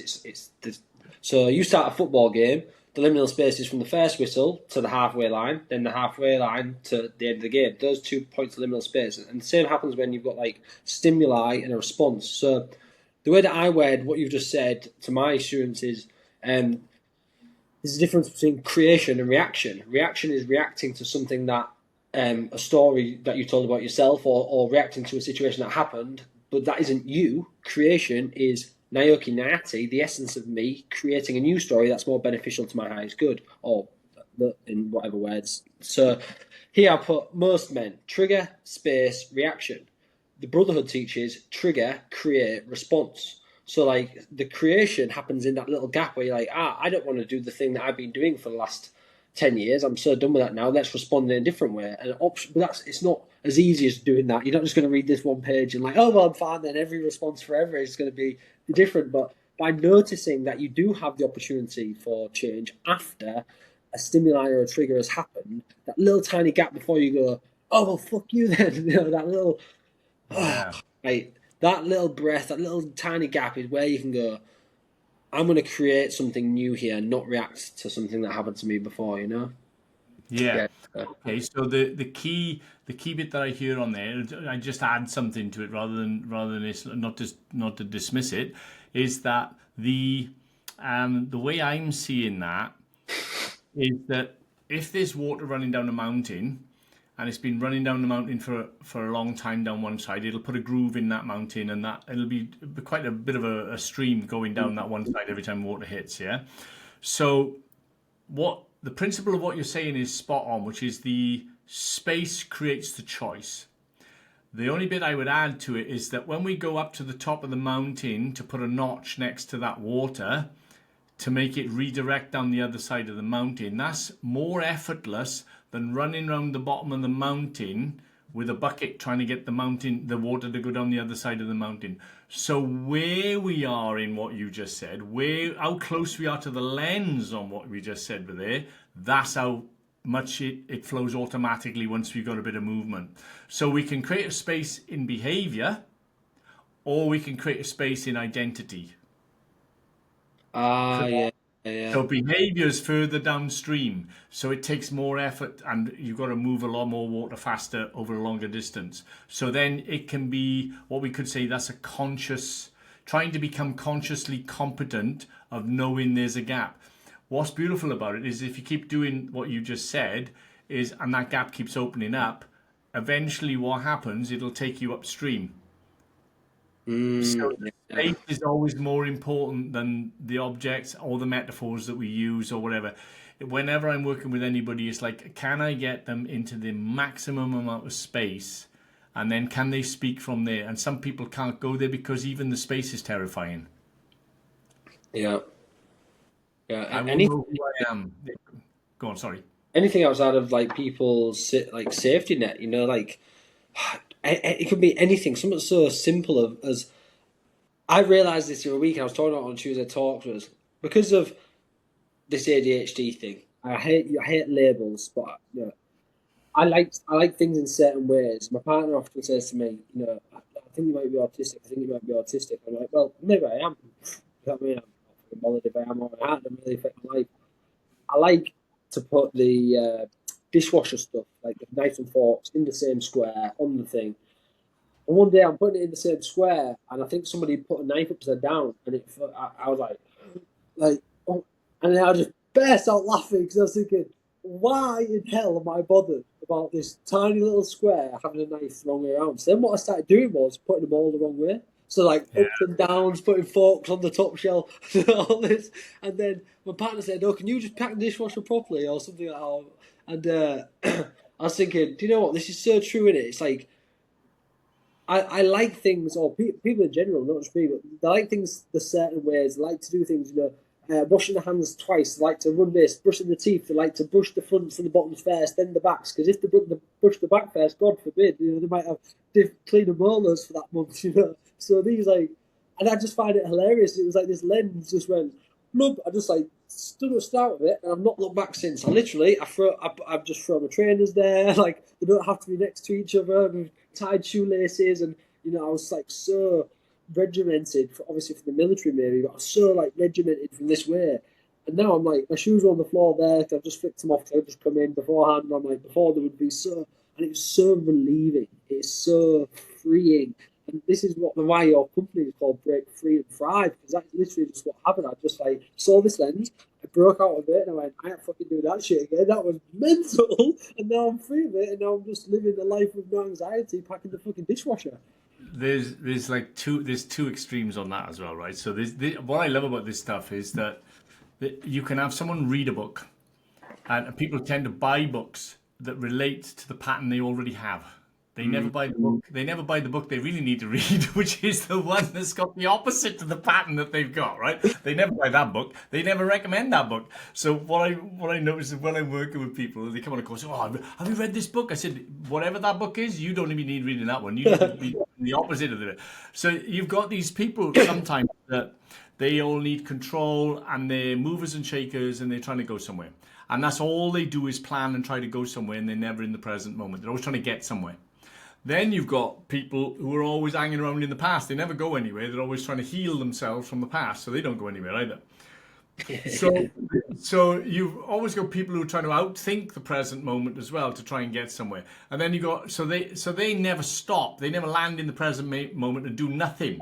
They're always doing something. Then you've got the ones who can't get started because their history is holding them in the present moment, and they are procrastinating. So each one of these strategies, when I'm running the membership group, this is one of the things that happens is they go, how come you said that to that person? You said this to this person. I said, because they are exactly what you just said, but there's like, hang on, if you keep doing that one, you're already getting what you don't want from doing that one. You need to do a different one. Even if it's just a little bit of flexibility. If you're a thinker, I call it being a stinky thinker. I said, it's just literally, everything is thinking, nothing is feeling. Oh, I just say, think. So feelings are about frequency. They're about vibration.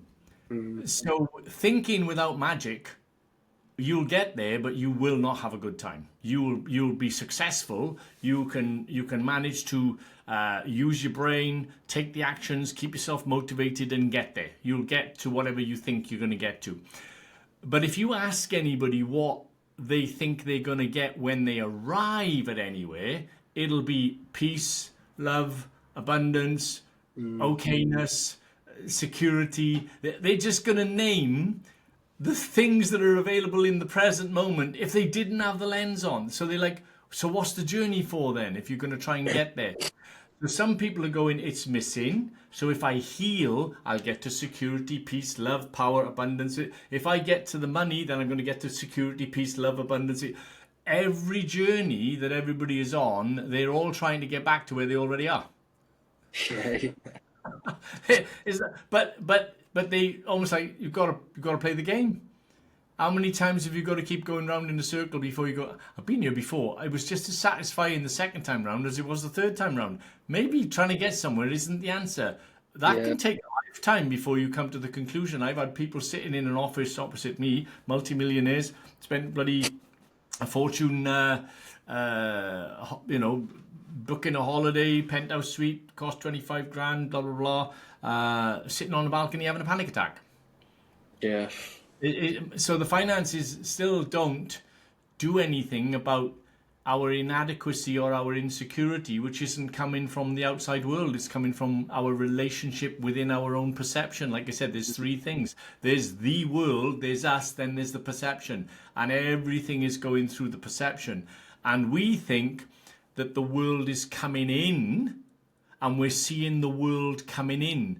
But your eyes are part of your brain. What's really happening is there is light and senses coming in, and the brain makes the meaning and then projects it back out. We're only seeing what we think is out there. We're not seeing what's coming in. Ah, wow, yeah, so it's computed almost. We are designed to see what we think. So if I think you're an arsehole, I'm going to look, and irrelevant of what you do, that's what I'm seeing because I'm projecting that onto you. That's got nothing to do with where you are. Now, I might be accurate in some of the behavioral qualities that you've got. You might be going, I could become an arsehole. Yeah, fair enough, right? But then that would be your projection of yourself. That wouldn't be coming from me. It's like, how many times do you got people worrying about what other people think? All the So time. what you're really doing is you're making a picture in your head of them, then you're making that picture in your head of them thinking something about you, which is your picture of them thinking something, which is the picture in your head of them thinking something about you. So that's all you. Yeah, yeah, yeah. Nothing to do with them at all. It's all you. And I can't go into this room because I've got social anxiety. You haven't got social anxiety. You've got a perception. The people in the room are being where they are, and you're doing that about 100 times with different people in your head, and then you wonder, I can't go into that room. It's like, well, yeah, look at the perception and the meaning you just created. I'm anxious because now I've got to guess what this one's going to think about me, what this one's going to think about me, what this one's going to think about me, and then I can't show up in my authenticity. I got to go, if I'm a people pleaser, I got to please this one, and then I'm going to have to shift to please this one. Oh, I can't please them all. Shit, I can't go in. I can't go in there. I always say to people that situations don't have an emotion. You know, like with this social anxiety thing. Um, I thought I had social anxiety. I hated like speaking to people like this. Even before this, I would feel myself getting anxious, and I'd be like, "Oh, why am I getting anxious? It's fucking dick." You know, like chill out, man. You know, and then it sort of just subsides. And that would happen all the time, like going to rugby clubs or playing football. And what I realised at some point, because the way that I view the world sometimes is like outside of myself. I'm like a fly on the wall going like, oh, why isn't Naoki doing that? That's weird. You know, it's almost like a third person like perspective, objectively, you know. And as I was getting into these social situations and getting anxious, I was thinking, I'd like come outside of myself and I'd be like, wow, that's weird. Why am I getting anxious going in there? But I know all. And I'm like, oh, well, you know, I made up this story that they're all going to do this thing, or maybe I fuck up, and all these stories that wasn't true. But it wasn't the situation that was like it wasn't the situation that had anxiety. It was my response to what I thought the situation was going to be if it turned out to be true from the thought that I had. But that's not even Yeah. necessarily true anyway. So then, as I recognized this, I thought, shit, the situation doesn't have anxiety, and I can just go into this room anxious free and just still do the thing that I was going to do anyway. And if that outcome does happen, then we'll just worry about that then, you know. And just like that's what happened. I used to go into these situations, and sometimes I'd fuck up. And when I did fuck up, I'd say, "Sorry, I've just forgot where I am." Because that's what would happen is I'd forget what I was saying. Then I'd be like, "Oh my god, I forgot what I was saying." They're going to think I'm an idiot. So rather than going through that process of resisting, as you were saying, I'd say, "You know what? I just forgot what I was talking about. Sorry about that." And then it just like cut all the bullshit. People were like, "Oh no." You just named it again as well. Just catch yourself. You just named the authenticity moment again. Yeah, yeah. So as soon as you're allowed to be vulnerable and you're allowed to say it out loud, I do it with clients all the time. They go, I get confused and I go, oh, well, I don't know what the fuck to do now. And then I look at them and I see the panic on their face. They're like, fucking hell, if he doesn't know what to do, I'm fucked. I'm like, I said, only just give me a couple of seconds. I said, I might know what to do in a minute, but at the moment I have no clue. I think we're going to have to start again. But they're like, well, shouldn't he know? I'm like, why would I want to pretend I know something when I'm actually going, I don't know. So I'm going to have to ask questions because the pretending is the issue. Yeah, the pretending it is. Pretending It is the literally issue. is. Yeah. The pretending is the adaptation behaviors to to avoid being hurt or afraid. So I try this one. So you go, let's say I'm afraid to be stupid is a lens. This is one to play with, right? I don't know whether anybody will be able to do this, but if you can do this, you will loosen everything off, right? So if I've got the idea that I'm stupid, right? So I can write that on a piece of paper and I can go, okay, so I'm stupid. So it's both true and not true. Is that a question? Oh, Yeah, Stan. just go. I'm stupid is both true and not true. Yeah, yeah, yeah. Because Right. you So know things and you don't know things. watch now, the next one is it's both real and not real. Yeah. It's both real and not real and true and not true. Yeah. What happens in your experience when you're allowed to have the paradoxical experience in your mind of it's both true and not true, and real and not real. Well, you almost can like fucking just choose which one you wanna do. Like, Don't choose. Beautiful. That's beautiful. Don't choose, right? What happens if that's always the case? It's always both true and not true and real and not real. Do you need to choose anything? a part of me wants to. Yeah, right. Now you're going to get into trouble because as soon as there's a part of you wants one of those instead of the others, that's now based on that thing that I was saying before. If there's something you want to avoid, it's now going to own you. You're going to now Oh, have look, trouble yeah. with it. You're going to have trouble with it, right? It's so good at it. Oh, It's that's so so funny. funny. And that's not easy to just jump straight into. You've got to have some sort of awareness to catch that, but that's available for anybody. So then you could then even go to, I am stupid and not stupid. I'm both stupid and not stupid as well. Yeah. And when you do that, it just everything just loosens up. It's like, now it doesn't matter. I'm both stupid and not stupid. Now, what did we just do? We got rid of that conversation in your head that you were using to tell yourself it was okay. Yeah. Just dump that out the way. We don't need that conversation. That conversation is not helping. That conversation is trying to help you avoid something. I'm gonna use that. I'm definitely gonna use that. Of course you're going to use it. You're going to use all this shit. It's really good stuff. I was just thinking there about like recently I've been I can only ever speak for myself. Really, recently I've been really looking at like business and how to improve the brotherhood. Hence the reason why I've started this podcast and use this as like a media outlet for growth, for personal development, whatever you want to call it. Insight and lasting change. That's important. Lasting change, because people come and they do something and then 2 weeks later they're the same person. They just had 2 weeks where there wasn't before they went back into they were based off something that happened in the past. Why am I saying this? Can't remember now. It's gone. It's gone. Okay, good. It's gone. It's good. Yeah, and I think it's come back. Right there. It's yeah, come back. you got it. Go for it. Go for it. So as I'm like looking at all this business stuff, I come across a guy called Danny Priestley, and he's a really good businessman. He writes loads of business books online, and like a common theme that I'm seeing across all like, these like the psychology of money, the psychology of business, the psychology of whatever it might be is almost having the thing before you get the thing, and paradoxically, this fits into what you were saying. It's like, in my head, I'm thinking, well, I'm not fucking rich. Like, I go to my bank and I'm looking at my bank and I've got 50 quid and all my time and effort goes into the brotherhood and I don't get paid for it. Most of the stuff I do is for free because I want to help people. So I'm like, well, I'm not fucking rich. I'm not rich. And so I'm affirming the thing that I'm not. When if I look around, yeah, I'm not rich in finances. That's true objectively.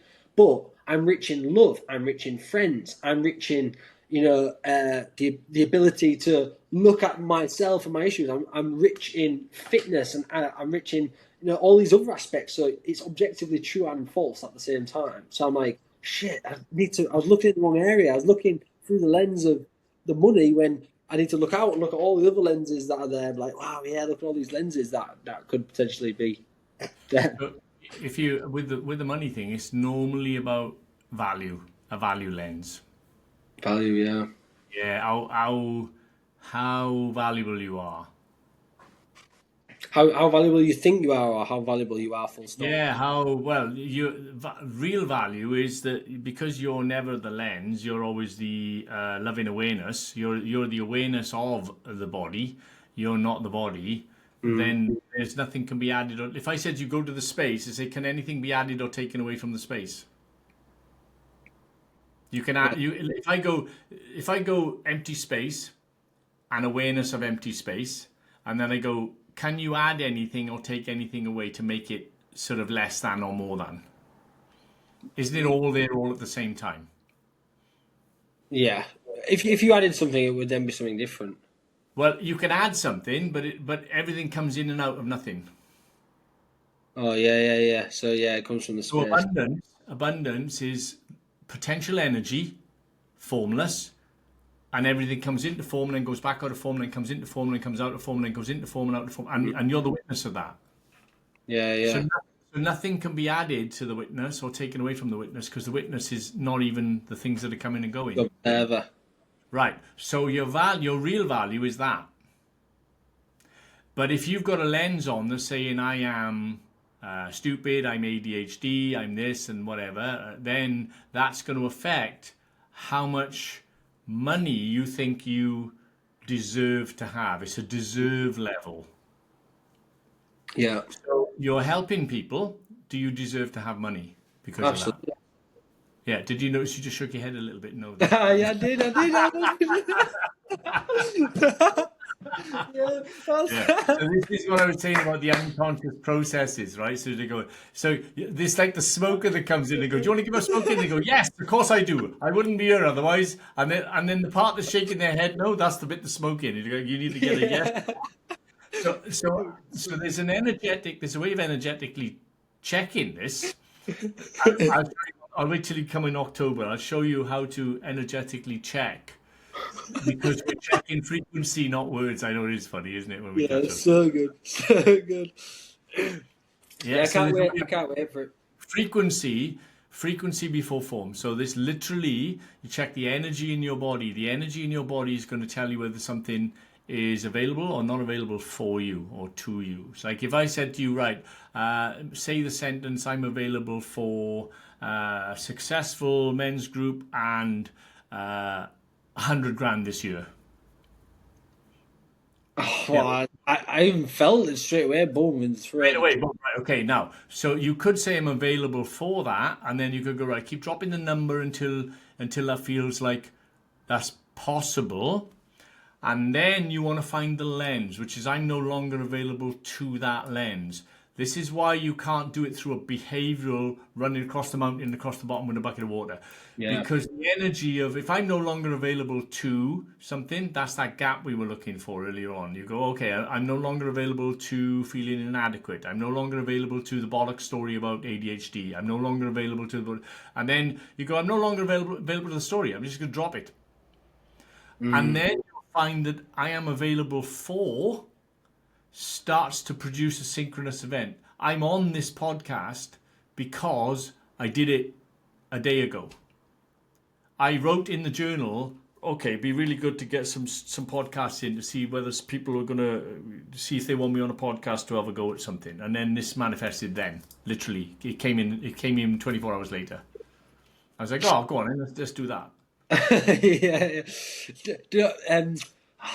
I don't want to get too much into religion. You know, I'm not necessarily. I don't Nothing believe. wrong with religion. Religion points at truth, but it puts, from what I can see, it puts too many restrictions on stuff. Yeah, absolutely. Yeah, I think my perspective on religion and my experience with religion is I do find that there is maybe like a God or source. I don't necessarily believe it's like this infinite being that's like above us going, no, make sure you do this at all. I just think it is everything. It's we are it, but we are sort of separate from it for a split second. But you know what I mean? It's all intertwined together. It's like this ball of. It's just a ball of fucking energy, just vibrating. Try this one on. See how you do. Right? Like I'm talking to Naoki now, right? And he went to bed last night and he had a dream, didn't he? I did, yeah, yeah. Yeah. So he dreamt. So there's a body in bed dreaming, yeah, using its Yeah, mind. Yeah. yeah. What if your spirit is the consciousness and the dream is your body in this reality? Say that again. Yeah. What if the real you Yeah. is consciousness and this body in this reality is consciousness's dream? Yeah, it feels right. Feels right. I reckon. I feel like that somewhat So this feels is when good. people start saying, "Oh, it's the Matrix." We're in a program. It's like literally anything consciousness can bring about can create in the body, and the real clue into this is the body lives in mental space.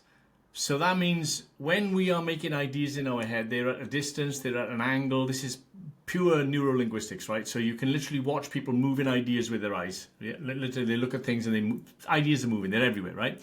So when someone's under pressure or someone's feeling the weight of the burden of their life, you go, where's the actual weight then? There isn't any. There's life, there's me, and then there's a perception. And the perception creates the weight. The perception is creating weight inside and outside of the body. So the weight can only come from the mental. It's coming from our capacity to be mental. That's why people go, oh, my head's going to explode. I'm under so much pressure. They go, well, where's the thing pressing on the head then? Well, it's imaginary. But it's not imaginary, is it? The body is living in mental space. Now, if that mental space is a hostile environment, how well is that body going to do? Pretty shit. Yeah. So if I'm in a lens that I think I'm shit, I'm awful, and I don't deserve to be here, that body is going to respond to a hostile environment to try and survive. So now the physical body now is going to have all the ailments of the mental meaning. Yeah, absolutely. You see this all the time. Yeah, I see this all. Exactly. So the body is the dream of the consciousness, but the body is always relating to the forms, to the information. It never looks for the space. When a body's upset, what does it ask for? It asks for space. Oh, give me some space. Yeah. I need some space. Give me some room. Yeah. Because the body knows that space is peace. It is, 100%. 100%. Yeah. But then what are people trying to do? They try to outthink feelings. You can't outthink feeling because you're going to fill up all the space. Yeah. Need to just feel the feelings and stop thinking. Well, you could even go, well, the feeling's just here. There isn't anything to do with it. It's both real, not real. It's both true and not true. And who gives a fuck? And if you've got to cry and feel it, or you've got to laugh and feel it, you just got to feel it. So be it. But if you have rules on that says you mustn't cry, I don't feel anything, I'm dissociated, and that's a really uncomfortable place to get back to your body. You're literally not in your body. That's the awfulness of wanting to be dead. Because if you're not in your body, you're not really alive, and you know something's off. You know something's off. So you've left your body, and you've got some weird sideways dissociation. You haven't reassociated back into your being, which is the consciousness. You've just done a sideways move. That's what me with the medicine stuff. I'll come back to that in a sec. Back to the religious thing. This is what I'm finding is when I feel very connected to this thing. I don't know what this thing is, but I feel connected. Maybe I'm even connected to my body. Maybe that's what it is. Maybe I'm back in my body. I'm super happy with it. Thank God. And things just happen. And it's so funny. Me and my partner were crying, we're laughing. So I'm upstairs. And I'm putting some clothes away or something, and in my head I'm thinking, a bit parched. I'll just get some of these clothes out, and I'll just give this quick Uber. I'll have a drink. I can't be able to go back downstairs. Baby, do you want a drink? I'm like, yeah, please. So she brings me a drink. Brilliant. So then, the day later, I'm at work, and I am a tree surgeon in the week. So I put this rope over the van, and then some ladders go on top. So the rope goes over, and you tie it down on your windshield, right? So, but you've got to put it on a thing here, and then run to the other side, and hopefully it hasn't fallen back through the hole. And it's fuck around with one person. So I'm trying to do this. I'm thinking, oh God, I was the only person on site. No one was there. And I was 4 o'clock. I just wanted to go home, and I'm just throw this thing. Couldn't do it, and I'm just thinking, God, I just wish somebody else was here. And then anyway, my boss then pulled up randomly at 4 p.m. when he just said, "You won't come in." I was like, "What are you doing here?" It's just popped down. I said, "Oh, Brill, grab the other side of this thing." And it was when that happens, I feel unlimited. I feel like I'm in that space. I feel like where we're talking about where there's a gap from me to the wall, then there's a gap from the wall infinitely until the end of time. When I'm in between. This wall doesn't exist. I'm not limiting myself, and everything is abundant and available instantly. And rather than putting something on it and waiting for it to happen, wow, I need somebody. Somebody's going to come right this second. I just think, oh, you know what, I really need somebody, and then just keep doing what I'm doing anyway. It's boom, there you go. There's the thing that you asked for. And I was like, fuck, so. I fully get it. With what you said yesterday about I want this podcast, and then 24 hours later, I've messaged saying, "Hey, Dave, any chance you could jump on a podcast with me?" It's the key bit is because you can use language to your advantage with this. If I say the sentence, "I'm going to try and find a podcast," that's all up to me, and I'm going to try and move through time, which doesn't exist. Yeah. If I say I'm available for, I stay put and something comes to me.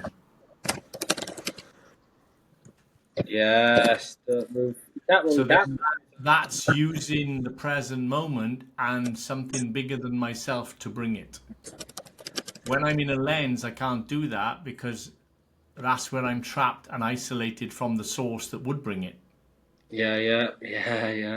It's just like, oh God, just get out of your own fucking way.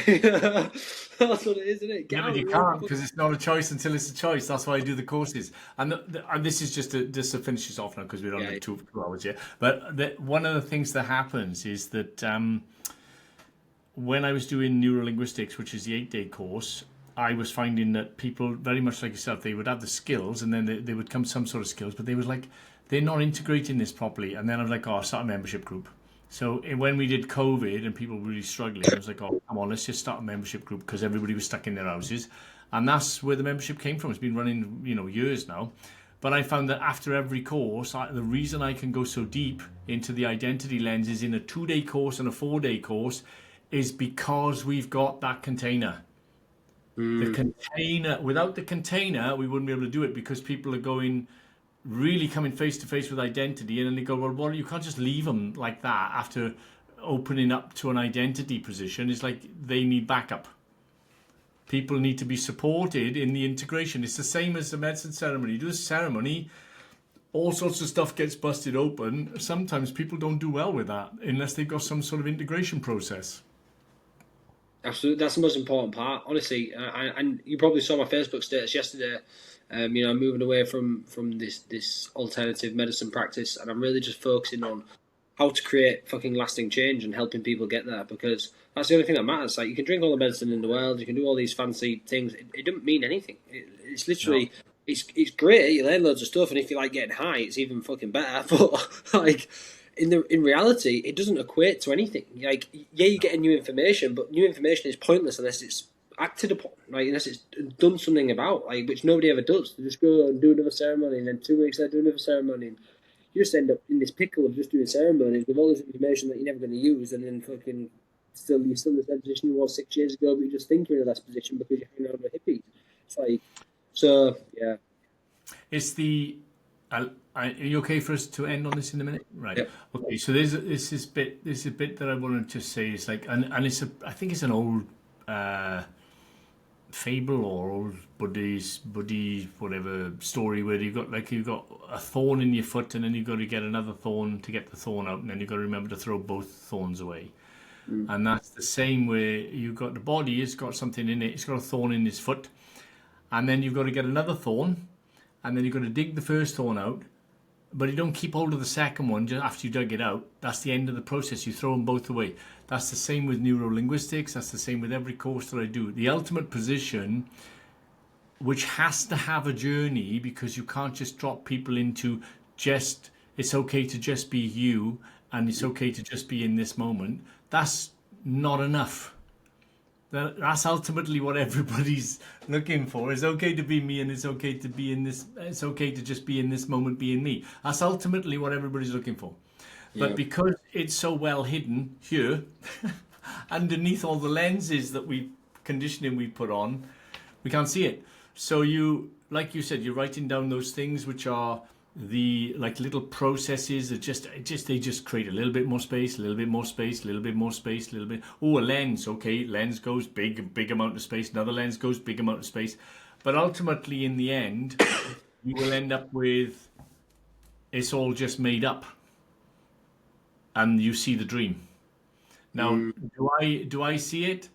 Sometimes yes, sometimes no, which is why I go, oh, I'm both stupid and not stupid. It's both real and not real. It's both true and not true. And as long as I do that dance, I go, it doesn't matter, because I'm busy doing things in my life that I enjoy because I want an enjoyable life.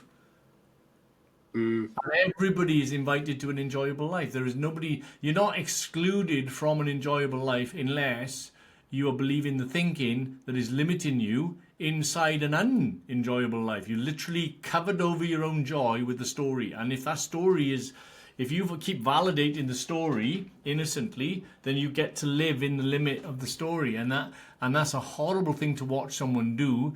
But, for what we're talking about here today, It doesn't have to be that way. It just doesn't. You wouldn't be doing what you're doing, and I wouldn't be doing what I'm doing if I knew, if I didn't know something different. I'm like, fuck, it doesn't have to be that way. I've been in it myself. 20 years of drugs and alcohol, 3 relationships ruined. I get it. It doesn't have to be that way. You can have there's a different options and choices available. Yeah. Thanks, Dave. Appreciate that, brother. Yeah.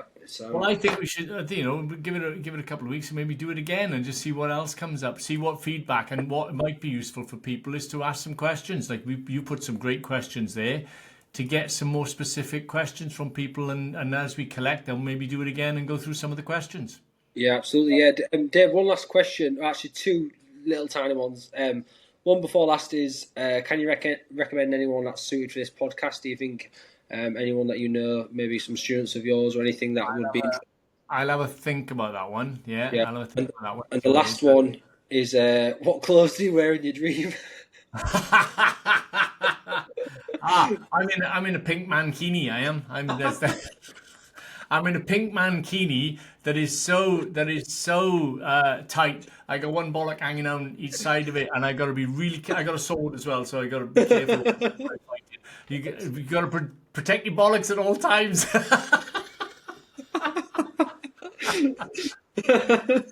Cheers, now, while we're talking, I thought if I'm going to have my bollocks hanging outside my mankini, I need bollock shields. So I've made bollock shields now out of armadillo shells. Yeah, brilliant. Yeah. Thanks ever so much, If you're going to invite me to use my imagination, I can go a bit wacky with it. Appreciate you coming on, brother. Thanks ever so much. All right, fella, it's been a pleasure, and You too. Yeah, take care. Bye bye.